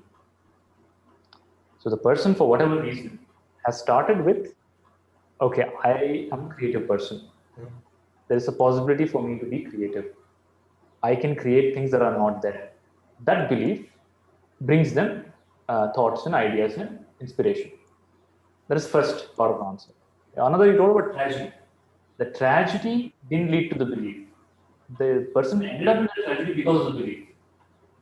He got attracted to the tragedy because of the predisposition the person has. Let's say some bomb explosion somewhere, some attack somewhere, some 28 people died. You didn't die. Why? You were not in that situation. Why you were not in that situation? For whatever reason, you have a deep down belief that all those things don't happen to me. Those kind of extreme things don't happen to me. That's all for the movies and things like that. So where you have the deep belief that so such kind of extreme situations I will not see in my life. I'll read about it, I'll see it on TV, happening to other people, but I will never be a part of that. That belief is keeping you away. So experience is a result of belief. And you're saying the creative impulses, creative ideas that come are also, in a way, an experience in itself. No, what is creativity? Creativity is ultimately it has to manifest in some form as a thought or an image or a sound. Yeah. Right? It has to internally manifest. Then, if the person has the capability, they externally manifest. If they have the vocal cords, if they have eyes to paint on the tools, it manifests. For the internal manifestation to happen, that is creativity. Do we agree upon that? Yeah. That internal thought. Yeah. Let's call it as image or thought. That image of thought has appeared. How it has appeared? Only that person it has appeared. Why? Because that person has the belief that it will come to them in some form or manner. Okay. See, what happens is, if let's say I have taken identity of an artist, more and more images start coming to me, simply because I've taken that belief. Okay, but I don't get music, I don't get lyrics. But you say I'm a poet, then more and more words will come to you. It's because of what belief you've taken, not that the words are coming and then you're catching it. Yeah. You understand the logic? That makes sense. Yeah. So tomorrow, if you take up some identity, those kind of thoughts will start appearing in your head. When the person is not a parent, there are certain thoughts of responsibility and care for the other are not there before. The moment they take on the role of parent, they start getting thoughts that they never had before. Yeah, that is true. They get strength that they never had before. There are cases when the mother is able to lift the car and save the baby. Why? That strength she didn't have before. In the gym, she can't lift 10 kgs. But if the child is below the car, she'll lift the car. That's because of the belief that I am the mother, I have to protect. So the belief leads to experience. Makes sense. Okay, shall we continue now? Is everybody back? You can go on mute now.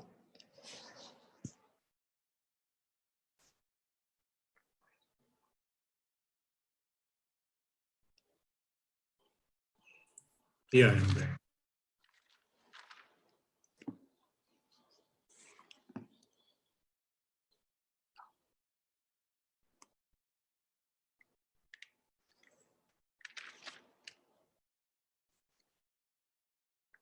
Sureka? So whoever can go on video, please go on video. We'll extend for 35 more minutes, and India time we'll stop at 7 p.m. Is this time okay for all the people in Dublin and London? Pallavi ji, Prasad ji. What is the time right now? 2 o'clock. Afternoon. Oh, 2. Okay. So it doesn't affect your lunchtime? We had our lunch Today, in the morning. 7:30 lunch because of Dwadashi. Oh, okay. Brunch. No, No, it's we had, because of Dwadasi. Oh, Yesterday lunch. was Okay, early lunch. Dwadasi. So Okay. 7. Okay. Murli, I actually have to go. Okay, But, no problem. catch up on the. Is bill is clear? Okay, what's clear? That our subconscious belief sort of drives our experience, creates our Who's experience. R? Who is this R? The identity that has these beliefs. That is R? I mean, I'm speaking in general, okay, my beliefs, my subconscious. How can you generalize your belief to other people? So tell it specifically. My subconscious beliefs creates my experience. Create experience. So change the subconscious belief, you change the experience. Yeah.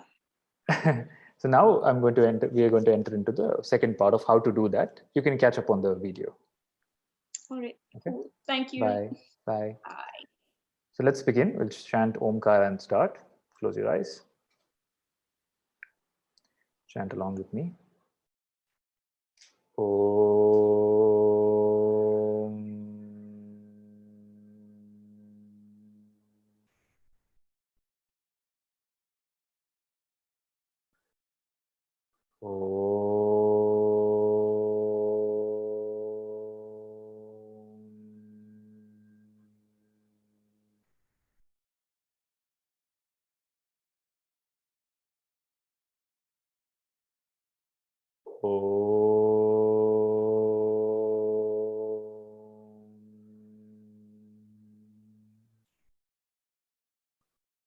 Slowly open your eyes.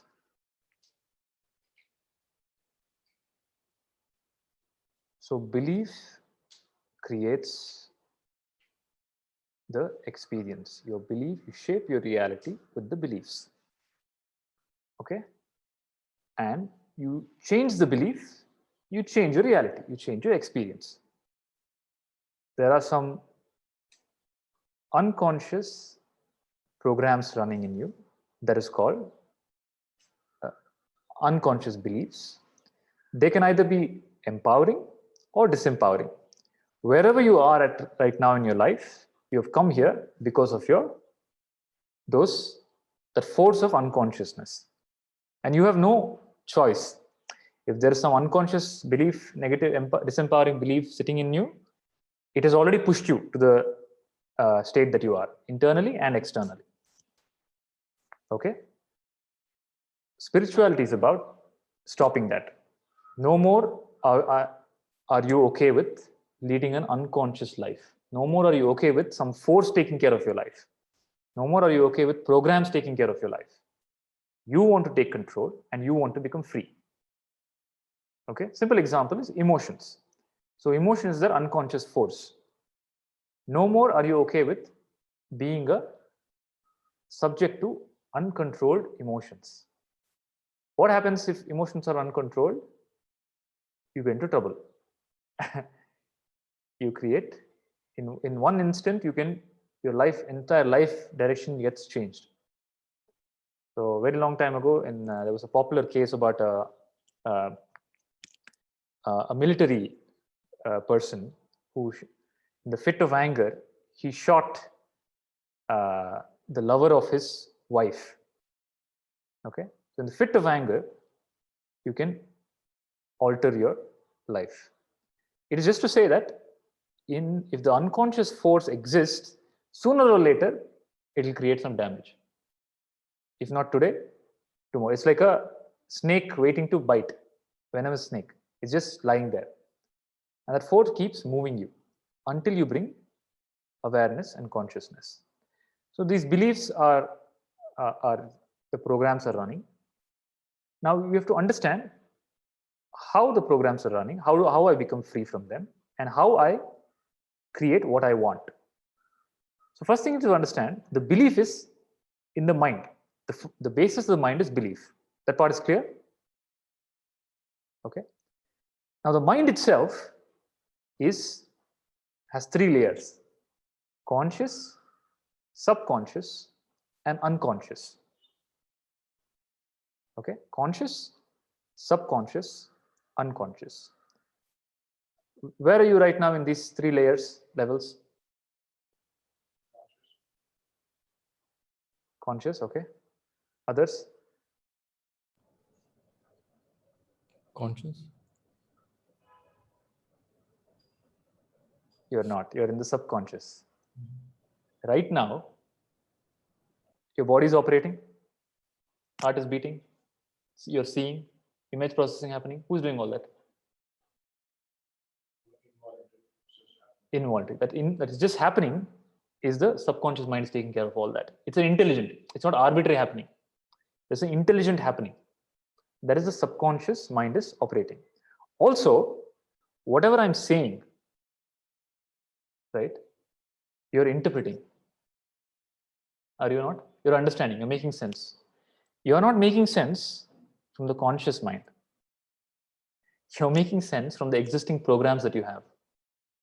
Every word that I say, your subconscious matches with some record.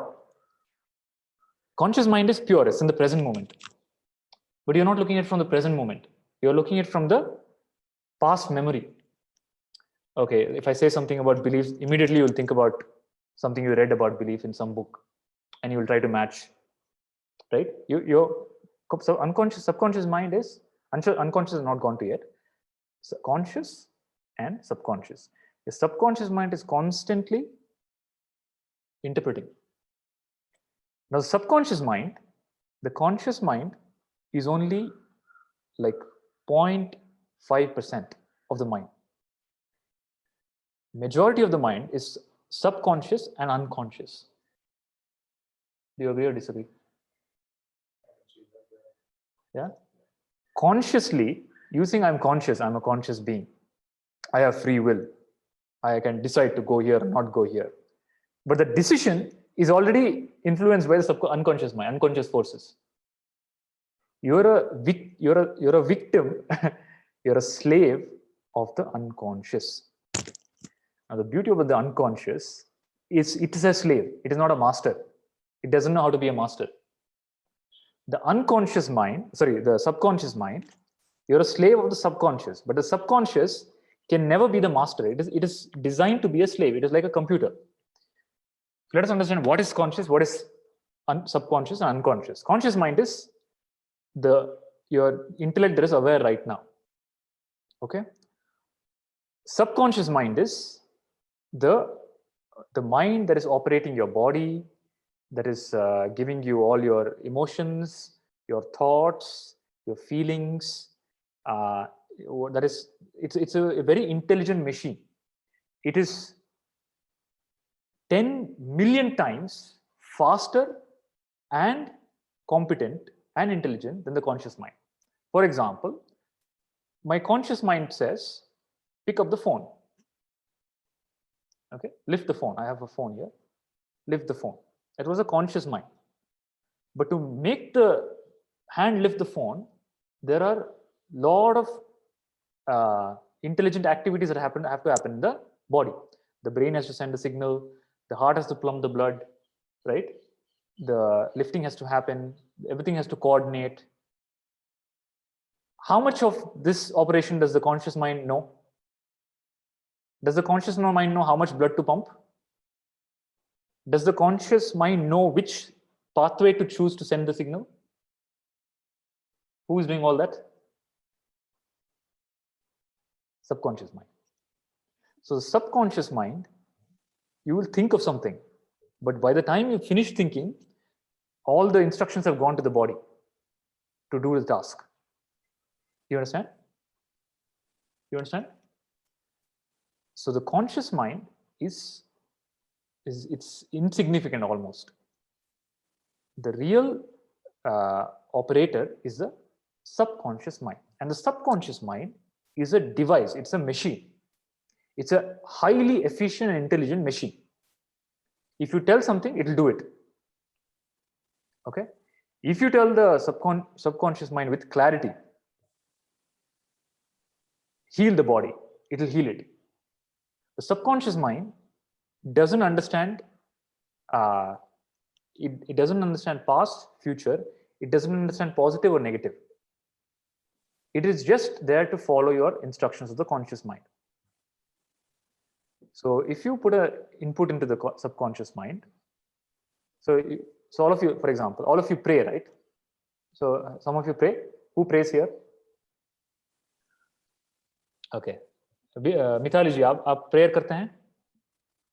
तो how much of your prayer is answered?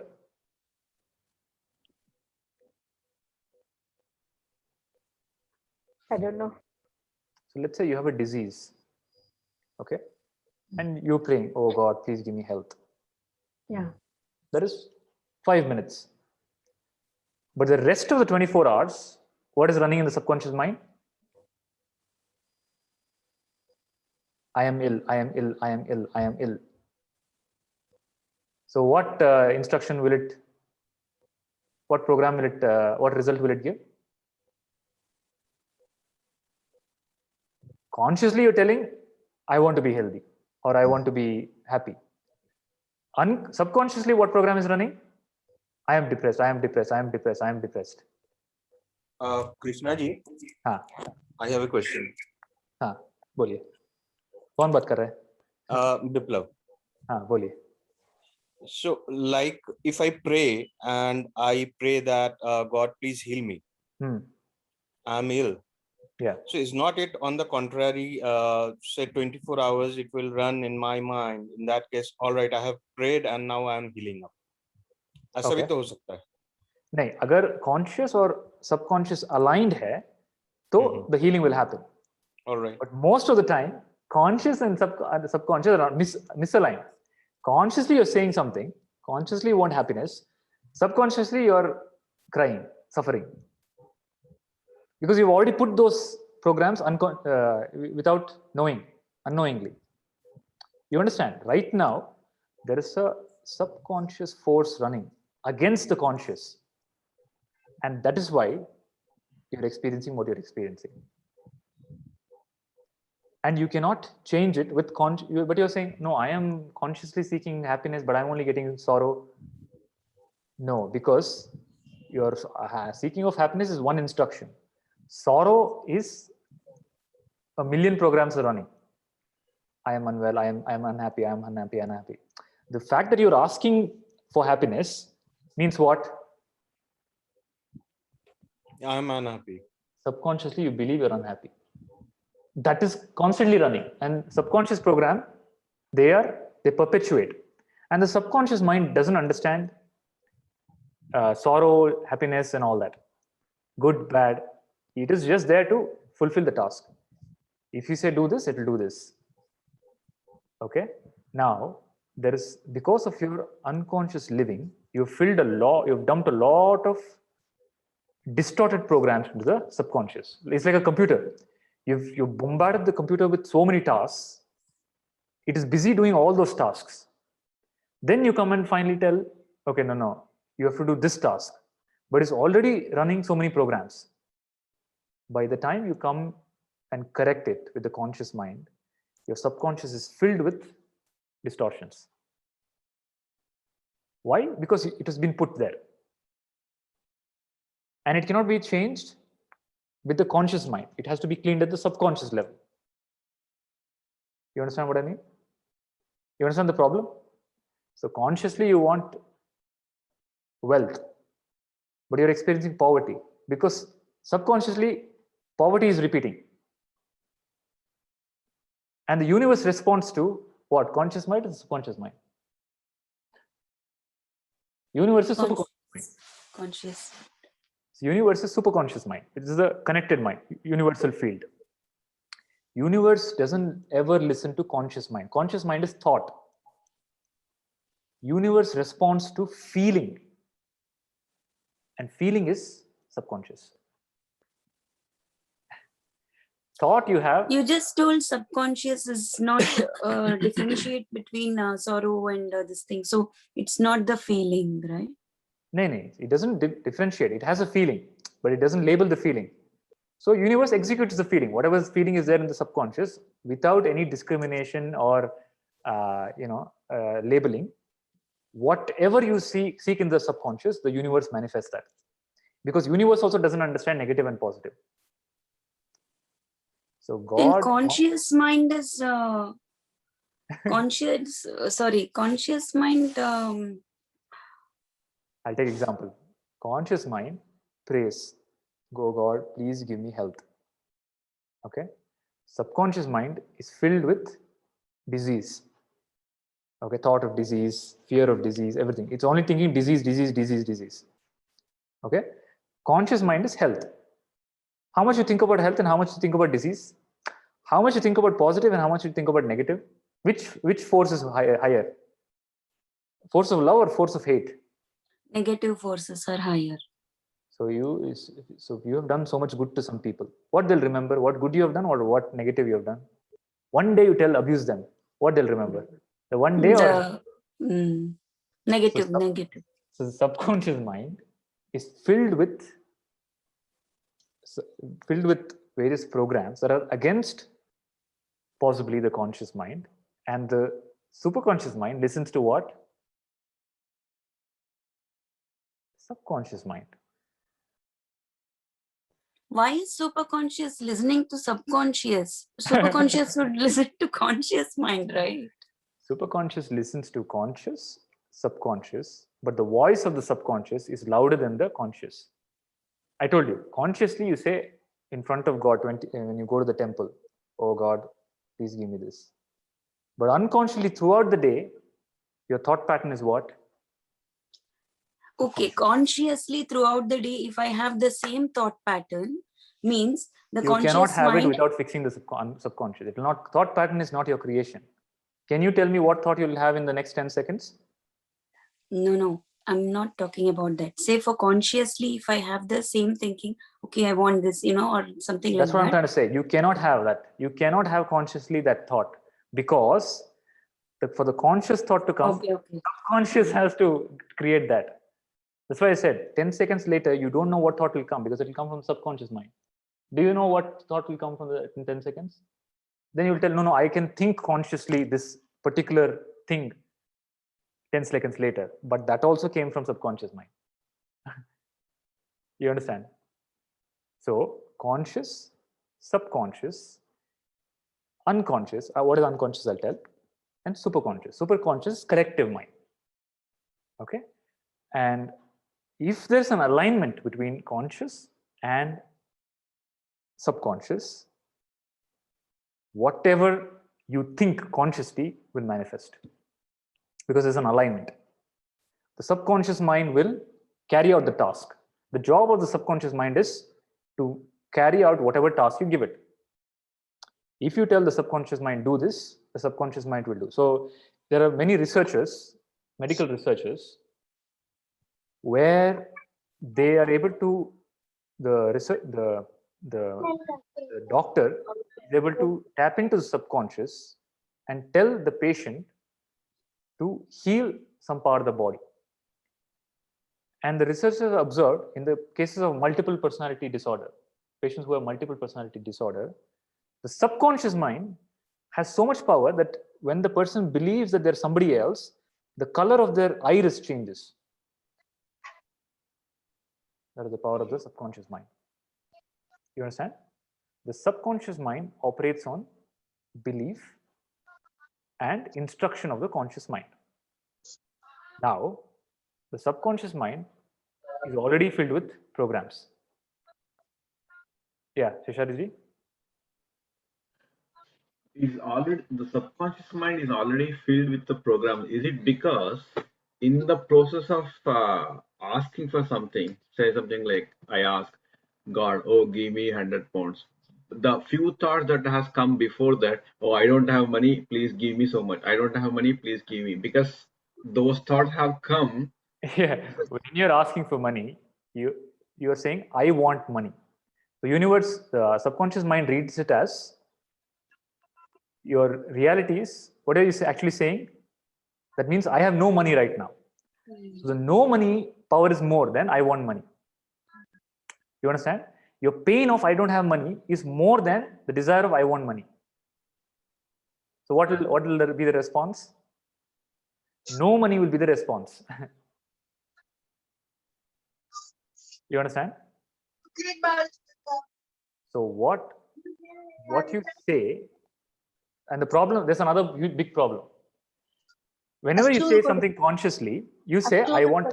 So whoever is not speaking, just go on mute, please. So whatever you say, I want money. But that is not complete. You're also saying, you're telling you're giving conflicting inputs to the subconscious. You're giving the input, I want money. And you're also giving the input, I don't have to do work for that. Or something else. You're not giving the full picture to subconscious. You're not giving the picture of how the money will come. You're only telling, I want health. But you're telling, I want health, but I'll continue eating whatever I like. That is your assumption. You're not stating, okay, please let there be health. And because I have the conviction now to do whatever it takes to be healthy. That is a clear statement. Then the health starts happening. But that's not what you do. All your wishes, all your instructions are incomplete. People say, I want money. How they'll get money, what they're ready to do for that is not told. The assumption is, I'll continue to live the way I want, way that I am, but money should come. So what the subconscious mind will manifest? Continue to live the way I am will manifest more. Because that force is more. You understand actually the logic of how the subconscious mind works? The subconscious mind is just a servant. It's your servant. Whatever task you give, it will follow. Now, if you're telling, I am telling some task, but it's not doing that, it's because you are not clearly stating the task. There's no clarity in your task. And that is why when the Gnani or the Yogi states something, the universe manifests that as a command. The universe takes it as a command and manifests that. Simply because there is no distortion in the Gnani. It's completely aligned. It's conscious, subconscious, unconscious are all aligned, and superconscious. One alignment. So one thought of the Gnani is a command for the universe. Now I'll break down the process of this happening.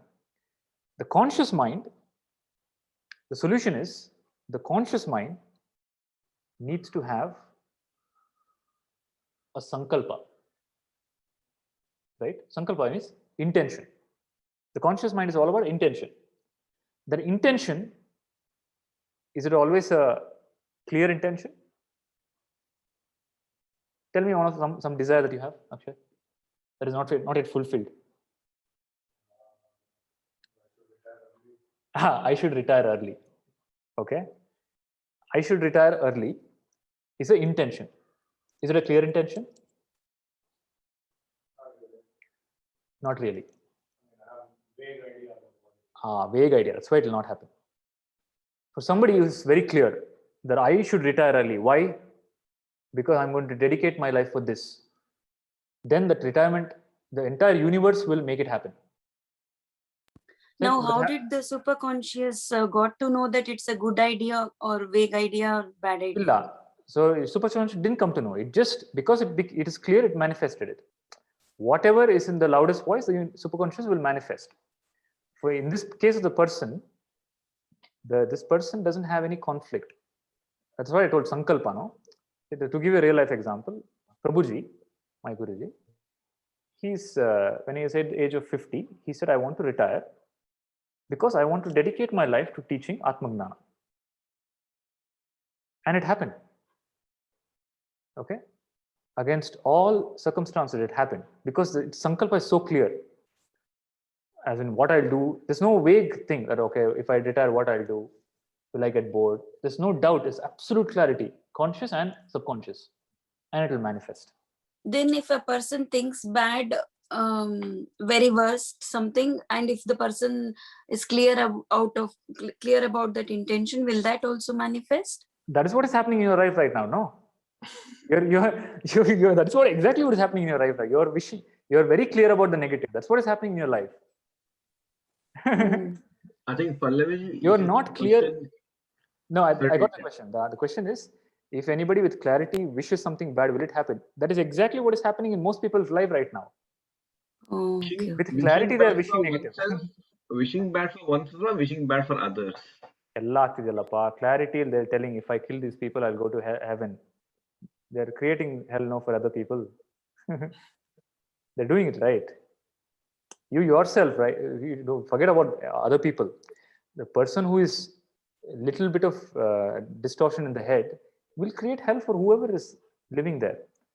So in the Corona period, in the lockdown, the number of cases of domestic violence and divorces have increased to a big extent. Why? People don't want that. They're creating that because that is what is running. That is the instruction they're giving to the subconscious mind. And subconscious mind will fulfill it because it doesn't So understand good can or a bad. normal person like me can my conscious mind and my subconscious mind align together? Is it possible? That's what I'm telling you now, how to do that. Right? So the process, how to do that. Now I understand this is, I'm in a mess. I'm in a mess that my subconscious is having its own programs and running. And I want certain things in life. I want a positive, I want to create the life that I want.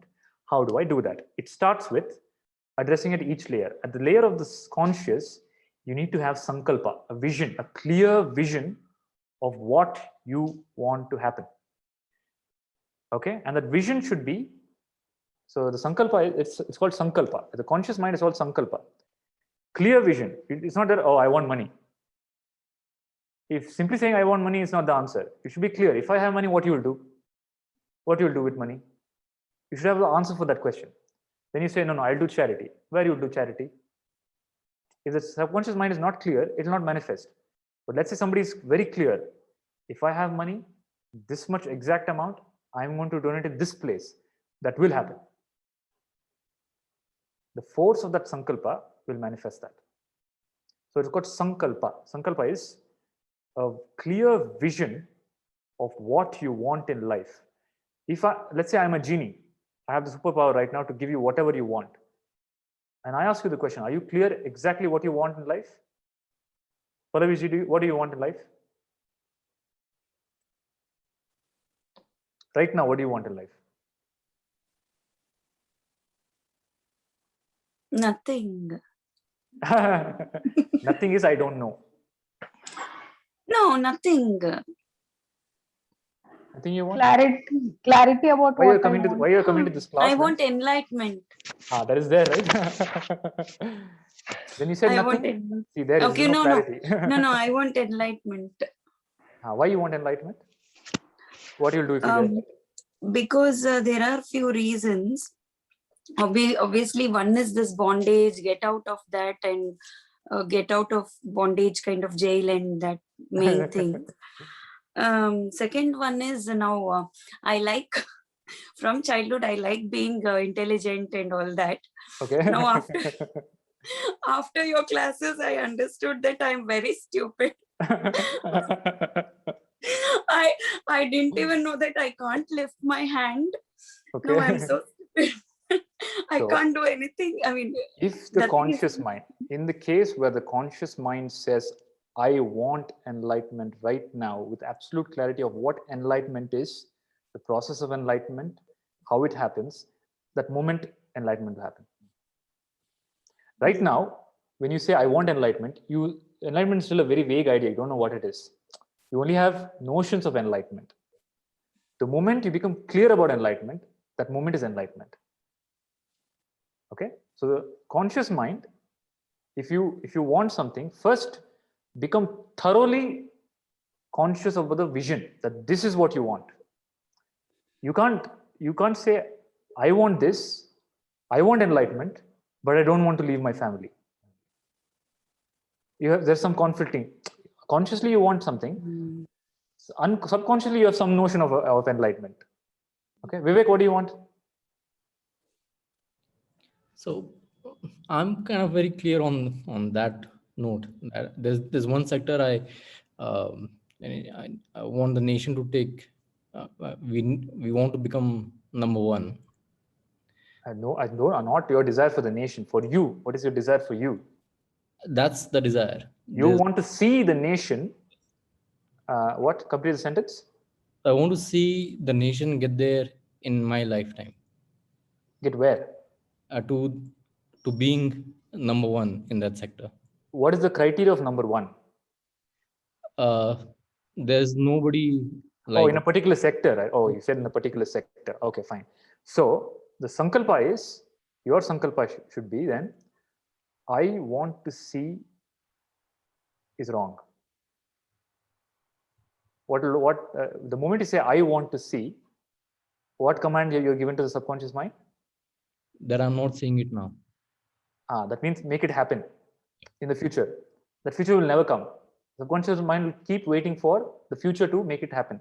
It will always retain it as a want. So what is the sentence you should be, what is the sankalpa you should say? That I see there already.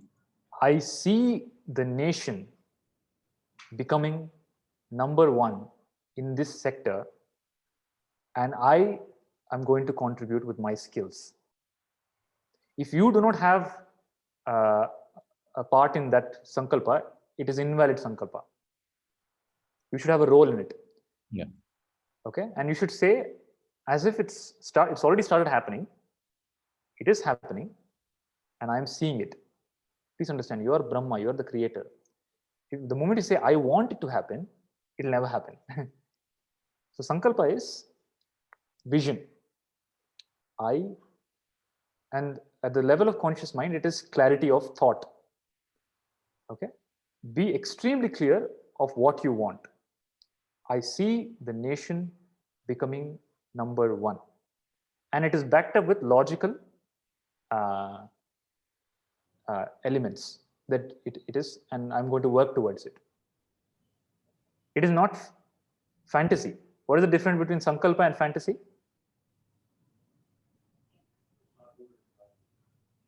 Fantasy is not rooted in logic. Okay, example telling, okay, I will, the person, some fantasies that I'll be, this person is a beggar, and he'll tell, I has no skill, nothing whatsoever, and I'll become a billionaire. It's very far from reality. So sankalpa is grounded. You see a possible outcome. You see it as if it's already happening, because you're also a part of it. If you're not involved in it, it is not your sankalpa. It will not happen. Okay. So the sankalpa is, I see this nation, India, becoming number one in this particular sector, and I will contribute using my skills day in and day out. Meaning, not that you have to do it day in and day out. That means you're ready to commit to make that into reality. If unconsciously, subconsciously, there's a feeling, oh, I don't want to work for it, I just want to see it happen, it will not happen. You will not see it. You understand? But if you say, I am ready to do what is possible, then that impossible will happen. That is sankalpa. Sankalpa is clear, everybody? So please be ready with your sankalpa. Any day, genie might appear in front of you. You can't stammer then. You should be very clear. And the genie is your subconscious mind. You have a genie inside of you. If you tell with clarity, it will manifest it magically. Please understand. It will manifest as long as it's tuned with reality. If it is in the realm of reality, it will manifest, and you can't even imagine how it happened. It will manifest. That is sankalpa. Yes, Kundanji? Then I see there is an association between sankalpa and japa. No. Japa is, it's not there. What is japa? I'll take another session. Okay, it's not. So sankalpa is the conscious mind. But you are tuning your subconscious mind indirectly with japa. No, japa, I'll talk about japa separately, okay? Sure. Let's keep japa out of it right now. Sankalpa is clear intention. And that intention has to be very, very, through the intellect, logical. You have to see it as if it's happening right now. So when somebody is unhealthy, don't say, I want to be healthy, I want to be healed. What is the sankalpa? I see my body healing. Day by day, I see it getting better, because that is the nature of the body, to heal. The body's nature is to heal. Okay? And I will take whatever necessary action to make that happen. Don't say, I want health, I don't want diabetes, but I will eat whatever sweets I want. That is a misalignment. Sankalpa is clear. It's a logical, clear statement. So before the next session, all of you need to come back with your statement for life. Okay? We don't have time right now to take up everybody's. Be clear of that statement. Write it down. That this is what I want in life. It could be anything. It doesn't have to be the biggest. It doesn't have to be for. It could be anything. You could be like, I will be a billionaire in this lifetime, and I will. How you will make that happen? You will tell, okay, using my skills, I will work, and it is possible. So I'm just giving an example. So that statement has to be crystal clear. Okay, there should be no loopholes in that statement, and don't use any negative statements. Don't say, I don't want disease, I don't want poverty, or I want health. No, no negative. State it as if it's happening right now. Okay, because the subconscious mind doesn't understand past, present, and future. Then there is at a conscious level. Conscious levels, it is sankalpa. We've already reached the 7 p.m. Mark. I'll quickly just touch upon the next layer, and then we'll close for today, and we'll elaborate in the next session.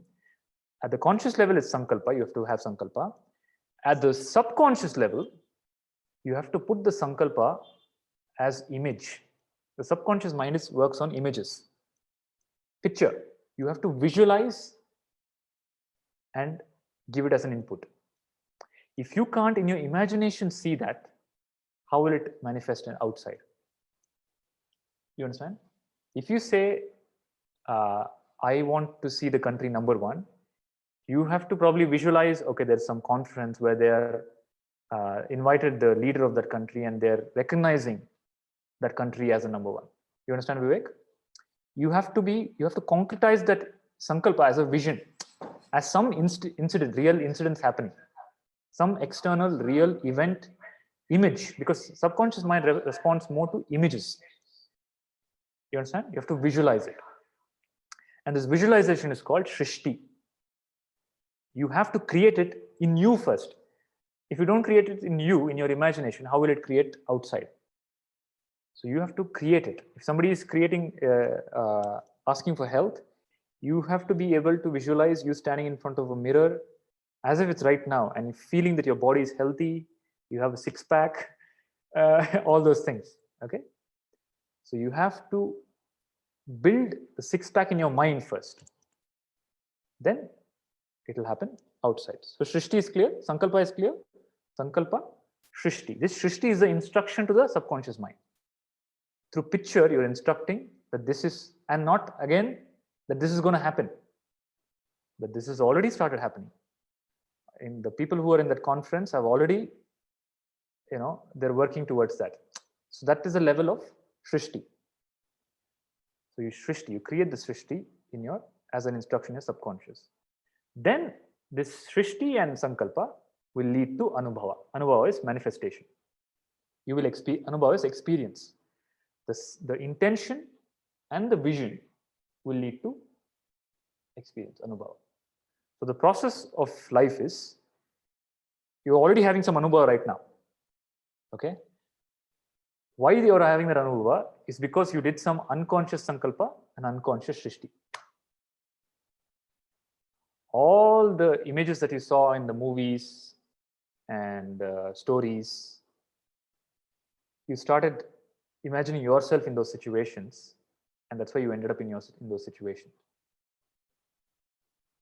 Maybe not exactly like the movie, but it translates, it trickles down into some version. Because the moment you saw that, unconsciously you put yourself in that situation. And that became a Shrishti in your subconscious mind. And that's why it translated to Anubhava. Is it clear now? It's conscious mind, Sankalpa, clear Sankalpa, write it down. There should be no loophole. It should be very crystal clear. And visualization that is happening. And day in and day out, you keep focus on that. And it's not a one-time thing. If you do it one time and leave it with absolute clarity, that's fine. That is, if your system is, if your subconscious is already clear. But if subconscious, since many of you have not done, maybe not, and I don't know your background, maybe if you've not done sadhana meditation, the subconscious already will be filled with junk. This should not get lost in the junk. So that's the practice of daily you work towards it, day in and day out. Every day you work towards that vision. Every day have a big vision, have a sankalpa. Every day you move towards it and it will manifest. Okay, this is how we only see enlightened beings, like Buddha, Krishna, Mata Amritanami, Ram Krishna Paramahamsa, other people transforming, but we don't know all this is going on in the background. They have a clear sankalpa that I'm going to uplift the world. My life, every breath of every moment of me is dedicated to uplift the world. And they have a shrishti, they are able to visualize it. Prabhupada, the founder of ISKCON, is able to visualize temples coming up all over the world. He's able to visualize thousands of people chanting Hare Rama, Hare Krishna. That's why he sees it in his lifetime. Okay, he doesn't have a confusion. He doesn't feel like, okay, I want white people to chant Hare Rama, Hare Krishna. There's no doubt. If you have a if you have the same sankalpa, you'll have a doubt. How will white people chant Hare Rama, Hare Krishna? That doubt doesn't arise in Prabhupada. That's because the clarity. That is the power of Bhagavan. It will happen. Nothing is impossible for Bhagavan. Okay, if he goes and chants Hare Rama, Hare Krishna, white people will chanting Hare Rama, Hare Krishna, because they don't have any. It's his experience, his creation, and Lord is operating through him. He will see that happen. The impossible will happen. Can you imagine an ordinary man like him, an old man, building 108 beautiful, glorious Krishna temples across the world? It is the clarity of conscious and subconscious. And because it's conscious and subconscious clear, the superconscious will provide help. One person can't build a temple, please understand. That help will come from all over and the temple will manifest. And not some ordinary temple, not like, okay, by the roadside I put 4 stones and I built a temple, I call it temple. Beautiful temples. Okay, such royalty. That is power of sankalpa and shrishti. So don't underestimate your ability. You are divine. Become free from all your disempowering beliefs. Associate with the higher order belief. Have a sankalpa which is in tune with dharma. Whenever the sankalpa is in tune with dharma, what is dharma? That which will benefit you and the whole, maybe the society, maybe the country. The force will be more, the help will be more. Okay, because it's no longer for you, it's for something bigger than you. So have a bigger sankalpa and work towards it. Have a clear vision of what is your role in it. Put the image in your subconscious, okay, as image. See it as if it's happening, and the Lord will take care of the rest. Do what is possible. Bhagavan will make the impossible happen. And I'm not telling you all of this as theory. I have seen and experienced this process of the sankalpa, shrishti in my own life. Miraculous things will happen. Clear? Any doubts? Can this happen accidentally also? So accidental means unconscious. Unconsciously, what can happen is unconscious. No. Say if I want something and if I get it. Okay. Which was impossible thing, but I get it. Okay. So no, that means some clarity is there in you. This process has happened. There's no way it can happen without the clarity. Somewhere it's there. Okay. Why you got that clarity? You must have worked on that aspect. You must have got clarity on that aspect. But that clarity you've got consciously. Unconsciously, unconscious result will come. So is it clear? So use your belief. How to use this conversation started because how to use the belief. You use your belief. You understand the belief operates at the conscious level, subconscious level, unconscious level, superconscious level. Unconscious I didn't touch upon because it's not relevant, which I'll touch upon in the next session. Conscious level, because there's no action that can be done at the unconscious level. Conscious levels, sankalpa. Unconscious sankalpa meaning you're putting a new belief in. You're creating something new. Why you're creating something new? Because somebody has put the belief that if you put it consciously, it can happen. And that somebody is me right now. Okay? The higher order belief is telling you, you can change. You can put whatever belief you want, you can change it. Then you take a sankalpa. Then you say, you put it as an image. Subconscious you transform and it will manifest. But this is against the thing that you initially told, that whatever we think that does not happen, right? Whatever you think unconsciously will not happen, yes. But I also told you can create, because you are Brahman, you can create whatever you want. Okay. Right? Thought is a tool. It can happen unconsciously or it can happen consciously. So the question is, are you right now being led by an unconscious force or conscious force? Unconsciously, it's like you're in a stream. Wherever the stream goes, you'll go. But life is about conscious creation. You have to learn sooner or later how to live consciously. To live consciously is enlightened. Yeah, Shusharji? Two questions. Yeah. One, sometimes it feels like conflict because we say thy will, like whatever happens is God's will. But at the same time, there is also a possibility to create a different outcome. Right. So thy will and different outcome, that what you want is one question. Second one is, One nimsha. I'll answer that quickly. See, thy will is Ishwara Ichche. Ishwara Ichche also ultimately has to translate through your body, mind, intellect only. Otherwise, how will you know the Ishwara Ichche? So, Ishwara Ichche will, in a body, mind, intellect that is very purified and clear, has gnana, whatever Ichcha comes, because that person is already in tune with Dharma, all thoughts are dharmic thoughts. All dharmic thoughts are Ishwara Ichcha only. Okay? So for that person, from that person's point of view, for the Gnani's point of view, all Ichchas he has is not his Ichcha. Because there's no he anymore. He's already gone beyond individuality. Whatever thoughts he's getting, he's not claiming it's my thought.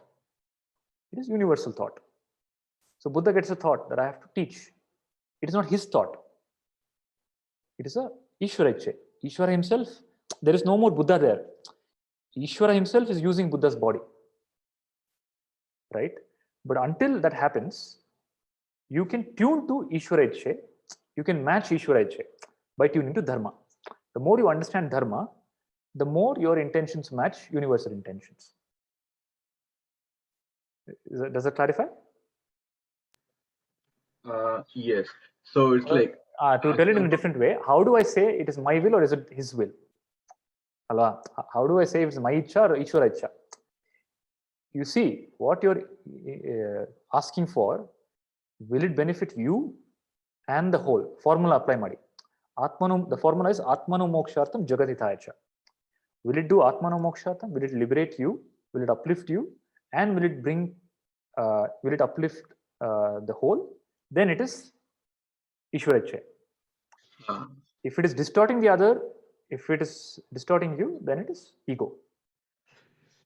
Because just asking for, oh, I need 1 million, that is like my will. I need 1 million to help the society is his will.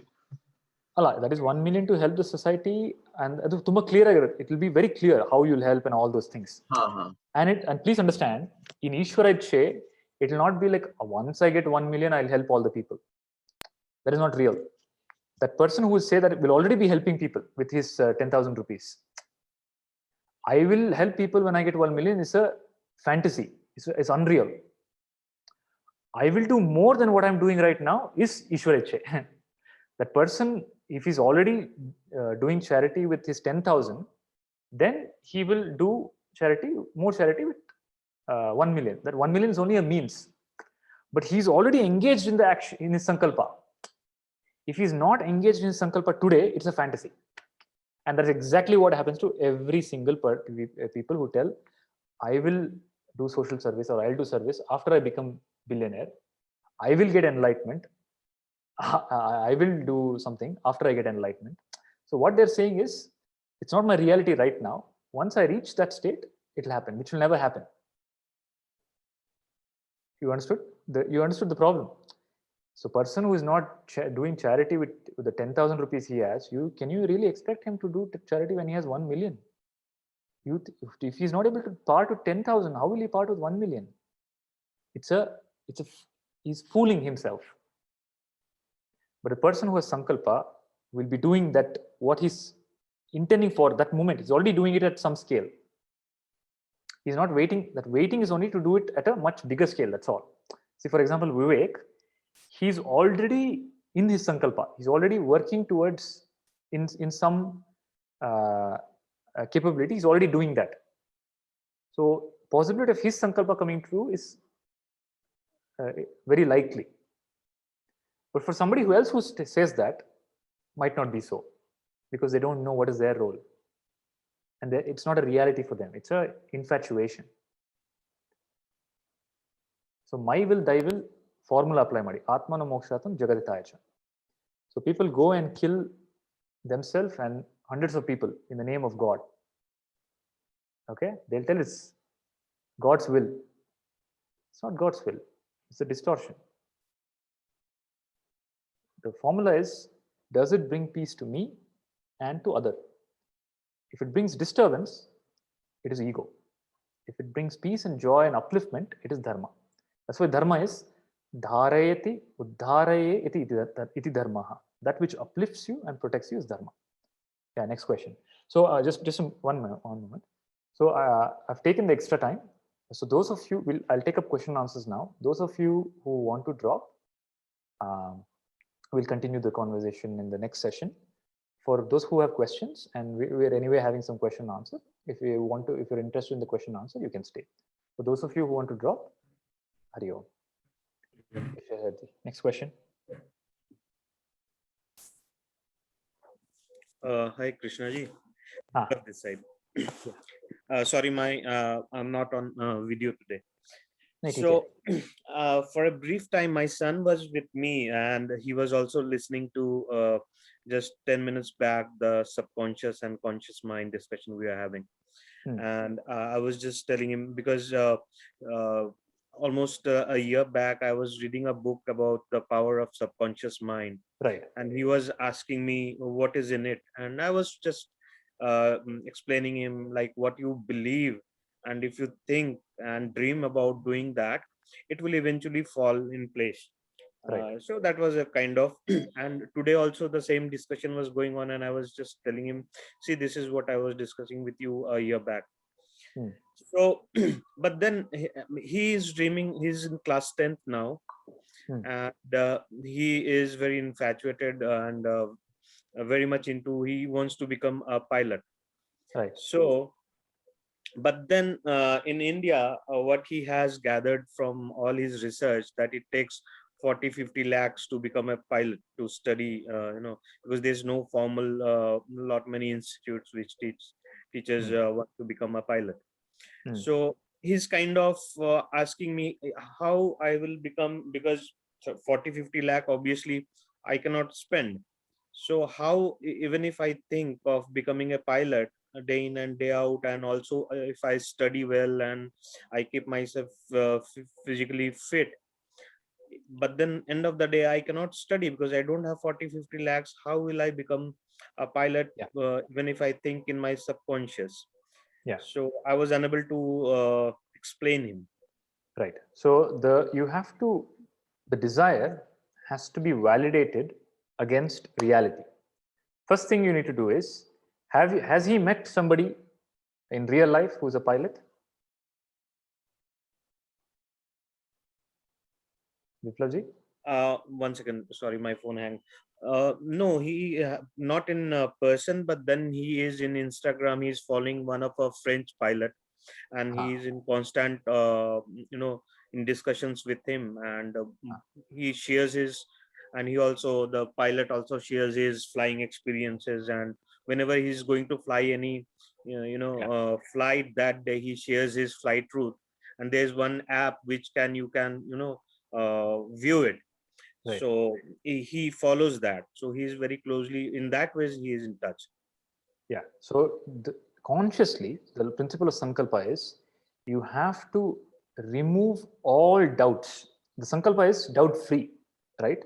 Right now, he has a lot of doubts. Meaning, Krishna ji, can I call him also in this discussion? बुला दो. 1 second, give me a moment, 1 second. So for the rest of the people, clear? Sankalpa. Sankalpa itself is one session. In the next session, I'll take through how to make the sankalpa. How to make the sankalpa. How to remove, because to make the sankalpa, a lot of distortion will come. Will it happen? Will it not happen? How will it happen? You want too many things. You want this also. You want that also. So you have to filter out and become very, very clear and sharp. One clear focus. How to do yes, that? Krishna ji, my son is with me now. You can. Namaste karo. Hello. Sir. Namaste. Hello, namaste. What's your name? My name's Dhiman.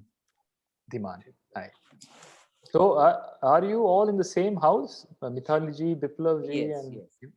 okay. So you can go to your mother's room, so I can see your face.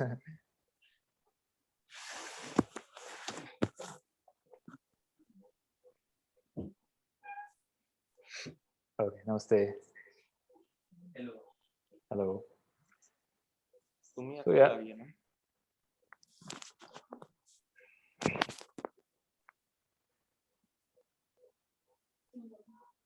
So the conversation was, how do I achieve what I want? How do I get what I want? I have a desire and I need to see or get what I am desiring, right?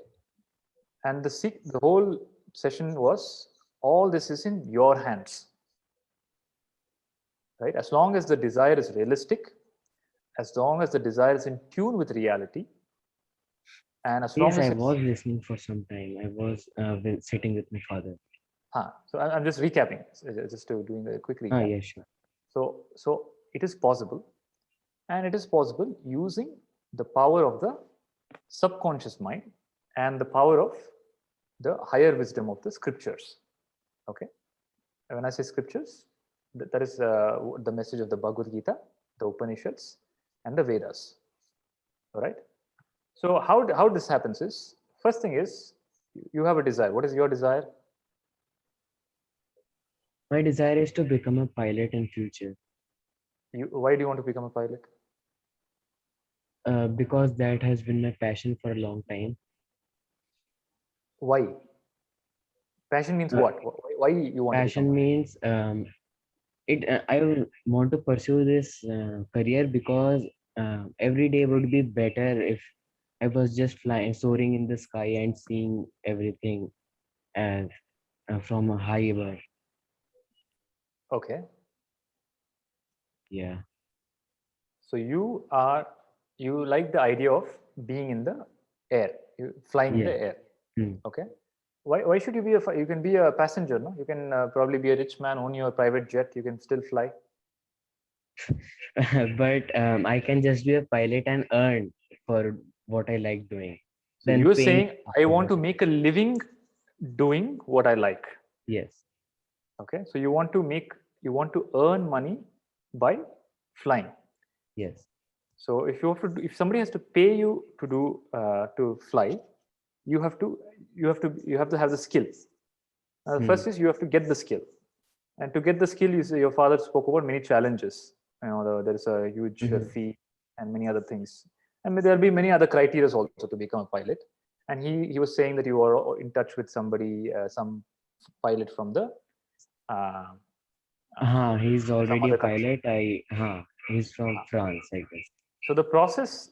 I'm just giving you the process of the manifestation. Not that this is how exactly it will work. The process is, if in your case, you want to become a pilot, you need to first associate yourself with somebody who has come from your background and is in that position. Okay, when I say background, it does not necessarily mean a specific background. It has to be maybe from the same country or state. You have to first associate with them. Then your dream will start looking more real, because you'll see a person, if this person is doing it, it could be possible for me also. Hypothetically, let's say if your father was a pilot, you will not have any doubt that you will become a pilot. The doubts that you would have now, you will not have, because you are seeing your father every day, right? So that seeing a real person and talking to them and asking them the questions. I can't answer the question that you will have about that specific field, but that person will answer any question that you might have related to their field and their knowledge. So do that. First step is associate with such a person, meet or try to contact, or there'll be forums. Try to see if that is possible. Associate with the somebody who's living your dream, basically. You understand? Somebody's already there. Somebody's already living your dream. And that they will transmit their journey. And you see if there is reality to you or not. Right now, I feel a lot of things are only assumptions in terms of money, in terms of education. So many things might be assumption. You need to verify all those assumptions. Okay, especially money. I mean, we are in India. You can't talk about money in India. We are a country that we did mission to Mars. You know what was the budget of the device that they sent to Mars? I saw the movie, but I don't remember about it. It was lesser than a budget of a Bollywood Some Hollywood movie. Hollywood movie. Yes. So such inspiring things happen in this country. So don't, if you have some limitations, if you feel some limitation, validate those limitations. I'm not talking about magic. You test those limitations. You will test it by putting it through the living person. You tell the living person, this is the condition, this is the situation. The answer that they give will either make your dream concrete, push you more towards reality, or you will decide, okay, it's not possible, I'll take some different direction. Ultimately, you have to move in some direction, right? But don't cling to any direction. Don't say, if this does not happen, I'll not do anything else. So you be open for all options. And first thing is, meet somebody who is living that reality, have a dialogue with them. From India. From India, from your background. Otherwise, if you talk to somebody in Paris or US, you are not in that soil. You're talking about a tree here, but soil from there, it won't work. And become a commercial pilot has money challenges. If you want to become a fighter pilot, then all it requires is. Yeah, but my health is not flat. Like I have a flat foot, so I don't. Yeah. So you validate all that and decide if it's realistic. First, see if your desire is realistic. Pass it to the reality test. Have you passed it to the reality test? For commercial pilots, yes, I pass all those conditions, but not for the Air Force. No, for the commercial also, you have not passed it to the reality. You will only, the real passing is you have to talk to some real person here. Okay. See if on this group, if somebody has a contact, if somebody try can that. help. Yeah. And then it will become more clear. So what I'm talking about is after that stage. Of course, it does include that step also.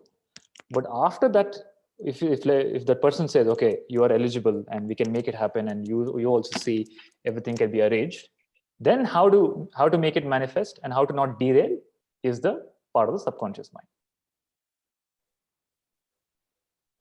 Okay, thank you. Is it clear? Yes, it is. Okay. Shesharji, you had a question?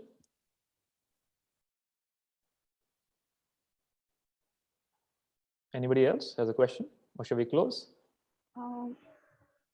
Krishna ji, I had a question regarding Sankalpa. Sankalpa, yes. Yeah, so you were saying that whatever you say, we say with clarity, universe manifests that for us. But if that is exactly, if that clarity is what I want, will that also get manifested? So Sankalpa for clarity. I want to get clarity. Yeah, because my mind keeps drifting from one thing to another. Like today, if I'm interested in something, after a few days I lose interest in that, and I don't want that. I want something else. So this keeps happening. I mean, that is. I have a lot What of is the clarity you confusions want? What is the clarity you want? about my life in general. Means what? In general means what? So life has many aspects, right?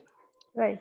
Which particularly what you want? Which aspect you want? In general, life means how can there be an answer? Because life is so many dimensions. There's a dimension of health.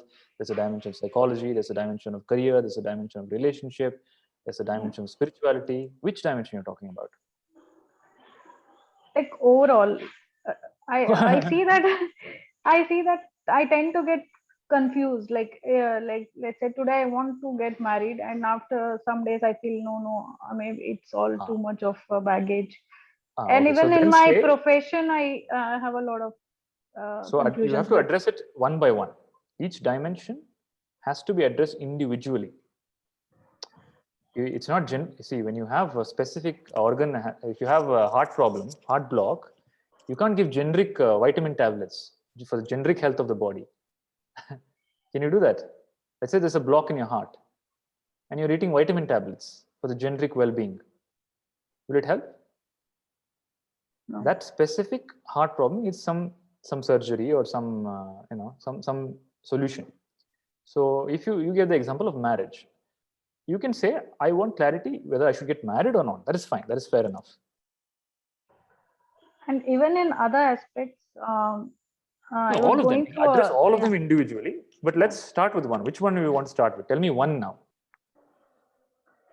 Actually, some of it has been, has been resolved, after attending your sessions. Tell me one. One problem statement. Become clear of the problem first. Tell me one problem first. And I'll tell you, I'll address all problems. But let's start with one. Tell me one clearly. Which problem you want to solve? I want clarity for my life path, like which. Arey, why are you feeling so shy? Tell no properly. Yeah. You swallowed the word partner. Life path, I said. Life path. Okay, sorry. I heard as partner. No. Okay, when you say life path, what path? You mean career path? What is life path?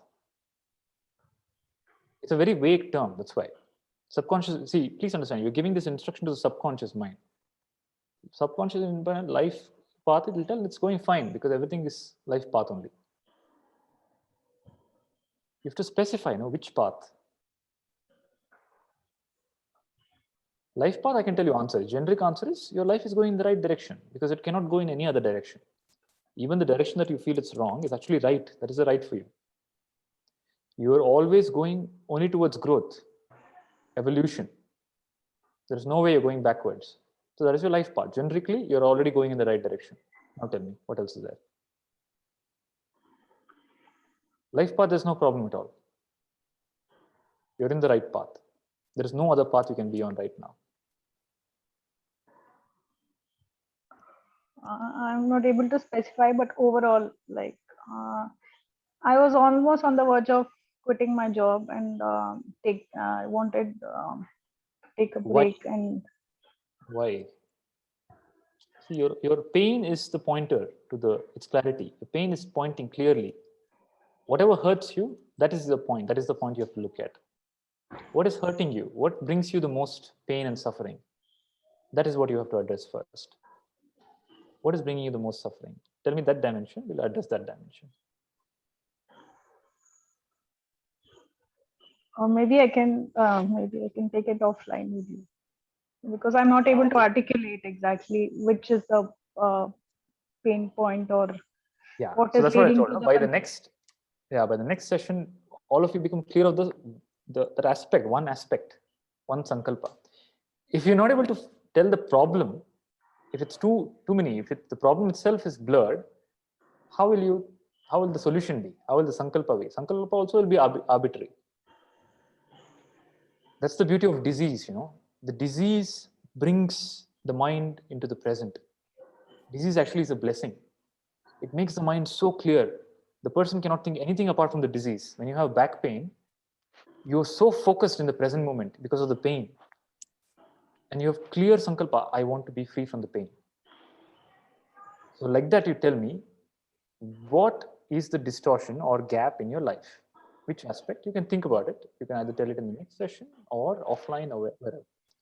But this is the principle. Okay? Akshay? Veena, you want to continue? I don't mind. My job is this, to drill into your subconscious. No, I'll take, I mean, I need time to exactly articulate right now I'm not able to pinpoint at one particular thing, but overall I needed some direction and clarity. Yeah, overall direction, I'm telling you, you're in the perfect direction. No change required. Life-wise, you're doing great. Okay? Okay. Because there's no other way. Consciousness is always moving towards consciousness.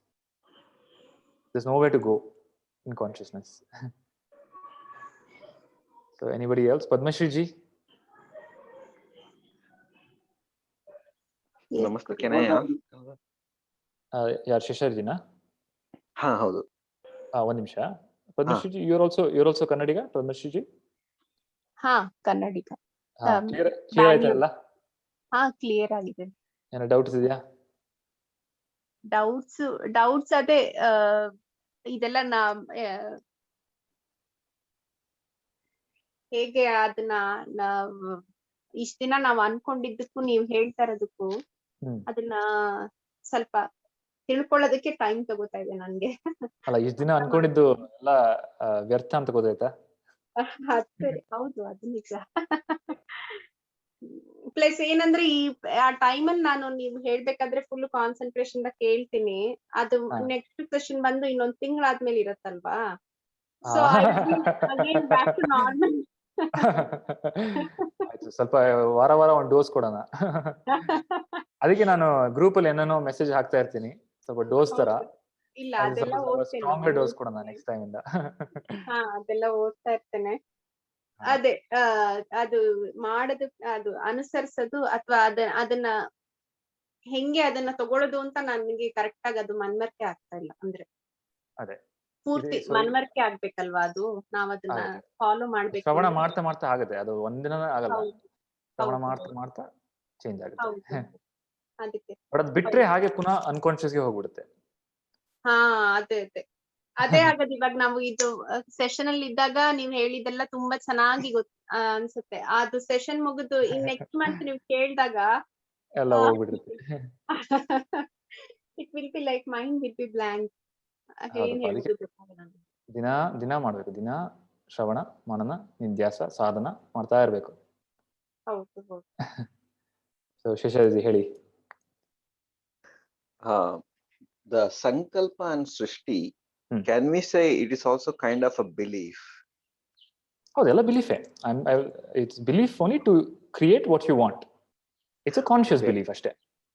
Sure, because like at one point in time, if I understood correctly, we would like to transcend or overcome all the empowering and disempowering beliefs. So ideally we should not have any of those beliefs. So having this sankalpa srishti. Go ahead. So the question is, sankalpa and srishti, it's also a belief. It's still again in the realm of maya. It is, but mukti is going beyond all belief. But that is for you. That is transcendental. That is your inner life. You have an inner life. You have an outer life also, right? You have a family. You have children. You have you have to interact with the society. You can't be a recluse. Mm-hmm. So how can you bring transformation in maybe the society, maybe the country and the world? So Buddha could have told the same thing. Krishna or Buddha. Krishna has no requirement to be on the battlefield. It's all Maya. But he's there. Why? Because he's consciously creating. Buddha has no requirement to teach, but he's there. Because that's his, when he's interacting with the transactional, he's creating what he wants. In the transcendental, you're going beyond creation. When you're in the realm of creation, you have two choices. Either you are subject to the unconscious creation, or you do conscious creation. What do you want? Conscious creation. Conscious creation. Then you have to do this consciously. You have to create. Okay, so when we kind of consciously create it, and by the grace of God, when it happens, then kind of we have come out of that belief. I mean, we no longer have that belief. So in one way, that what we are trying to say earlier is not to have any kind of belief. I mean, should we go back to the two different things, right? There are two different things. The positive and the negative beliefs are about, they can be about vyavaharika, that is transactional, or paramarthika. Okay, so what we covered today was only vyavaharika, worldly.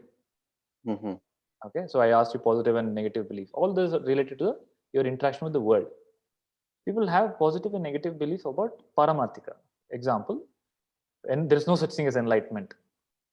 It's a negative belief. That has nothing to do with the world. That has to do with your evolution. So people who have the notion that, oh, I can't get enlightened, I can't meditate, there's no such thing as enlightenment. All this is just only one life. So all these beliefs limit they create limit experiences. If you have an uplifting belief, there is a enlightenment possible. That will take you towards growing beyond belief. The only belief that will help you transcend belief is the belief of mukti. That's the requirement of the belief. Now that is for mukti. But even after mukti, the body mind is still here, right? And the person, if he has not got mukti, but he's on the path of dharma, he needs a direction. So this teaching is given. Okay, for Arjuna on the battlefield, Arjuna didn't get mukti on the battlefield. What he got was dharmic direction.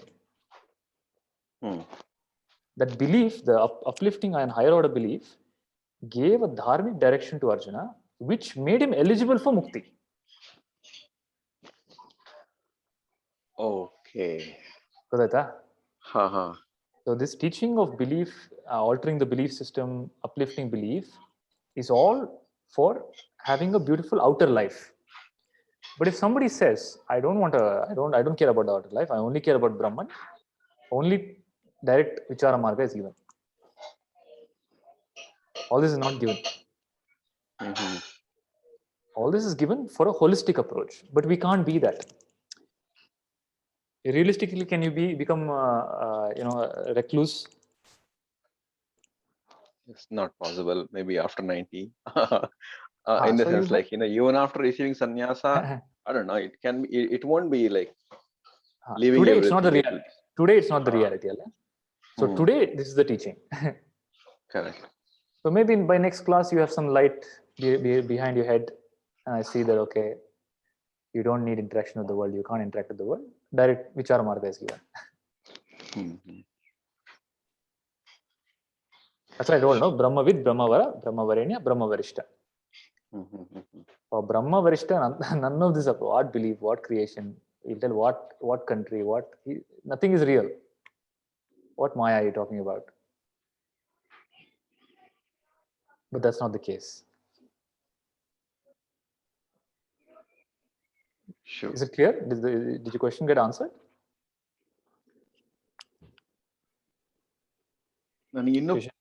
ಸರಿಯಾಗಿ ಅರ್ಥ ಆಗಿಲ್ಲ ಅಂತ ಅನ್ಸುತ್ತೆ. It looks like I haven't fully understood because. What part? Which part is not clear? What part is not clear is, I don't know. I'm still hanging on to that thought of having no belief.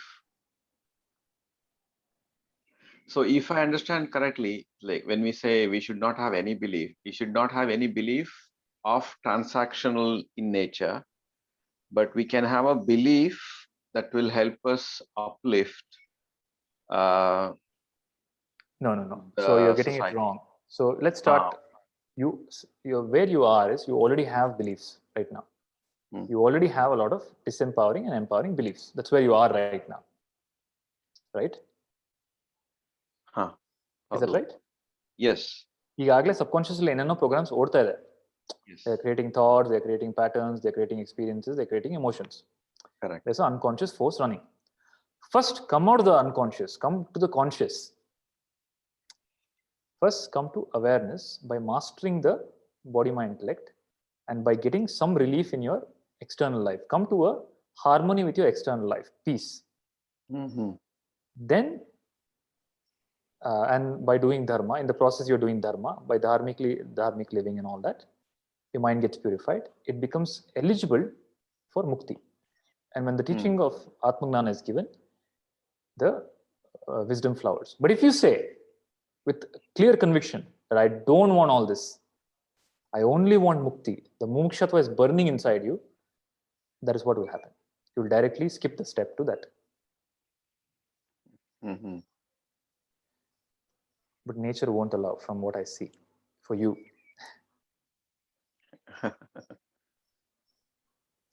For where you are right now. Because if that was the case, that would already be your reality right now. You would already be free, you know, maybe financially, maybe relationship, ಎಲ್ಲ ಆಗ್ಲೇ cut off ಆಗ್ಬಿಡ್ತಾ ಇತ್ತು ನಿಮ್ಗೆ.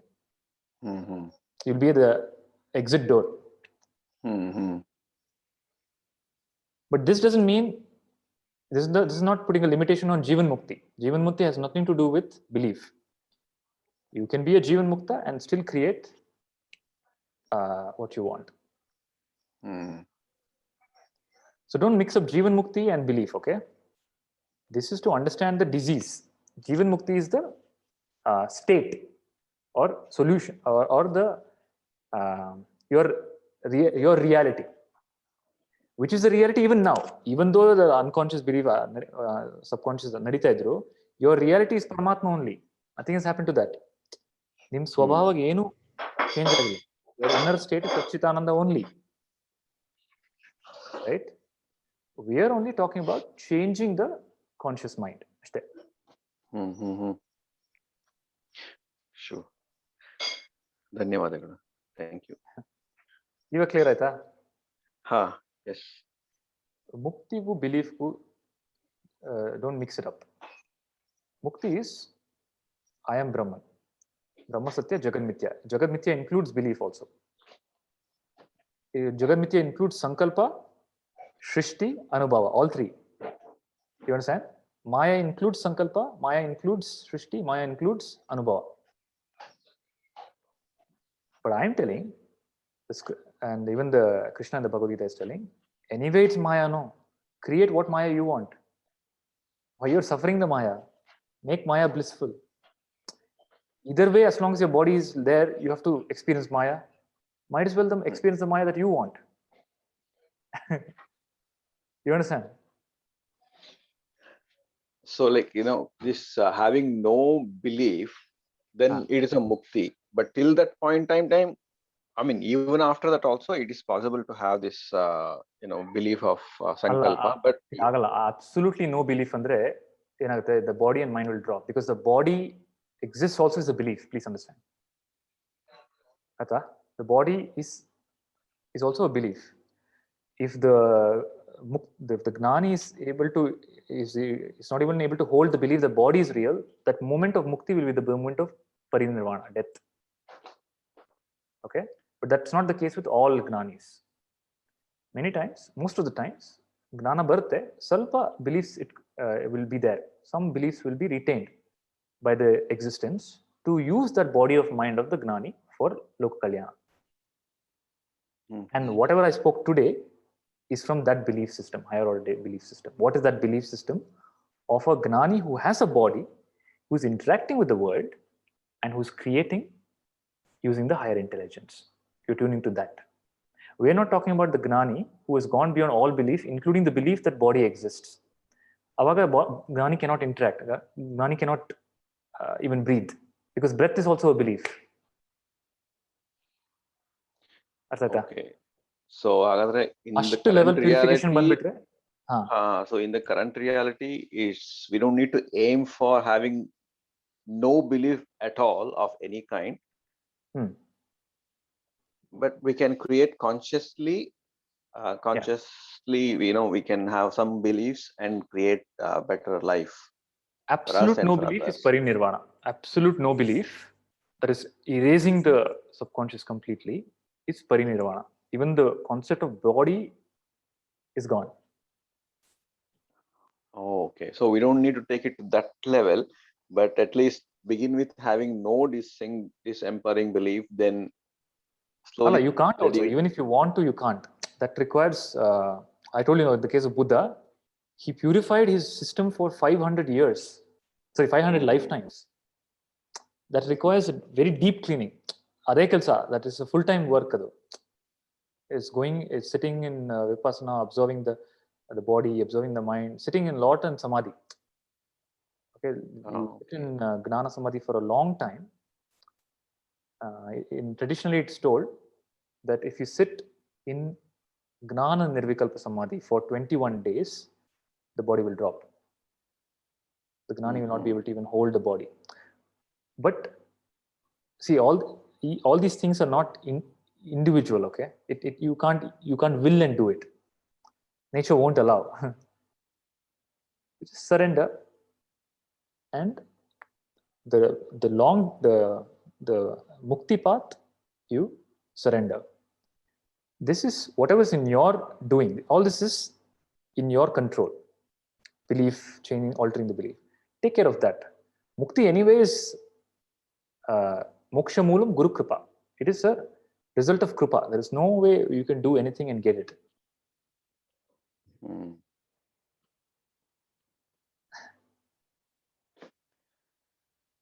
Sure. Yes, for now we will focus on Sankalpa and Srishti. Yeah. But if your inner turmoil is there, no, even this is illusion, that is fair enough. That is your response. That is what is fair for you. You're in that stage of evolution that you want to even drop Sankalpa and Srishti. I don't want to even get into all that. I only want to focus on Brahman. So please join the Mandukya session next week, 2 weeks later, where we'll only focus on Atma, Brahman.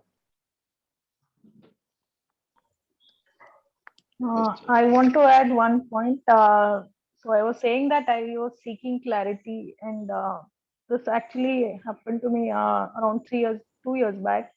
Going through a very difficult phase, and every day I would think that I would actually pray for that, like I want relief from this pain and suffering. And around the same time, I attended your first class. You told me that I'm starting the decoding the Gita session batch.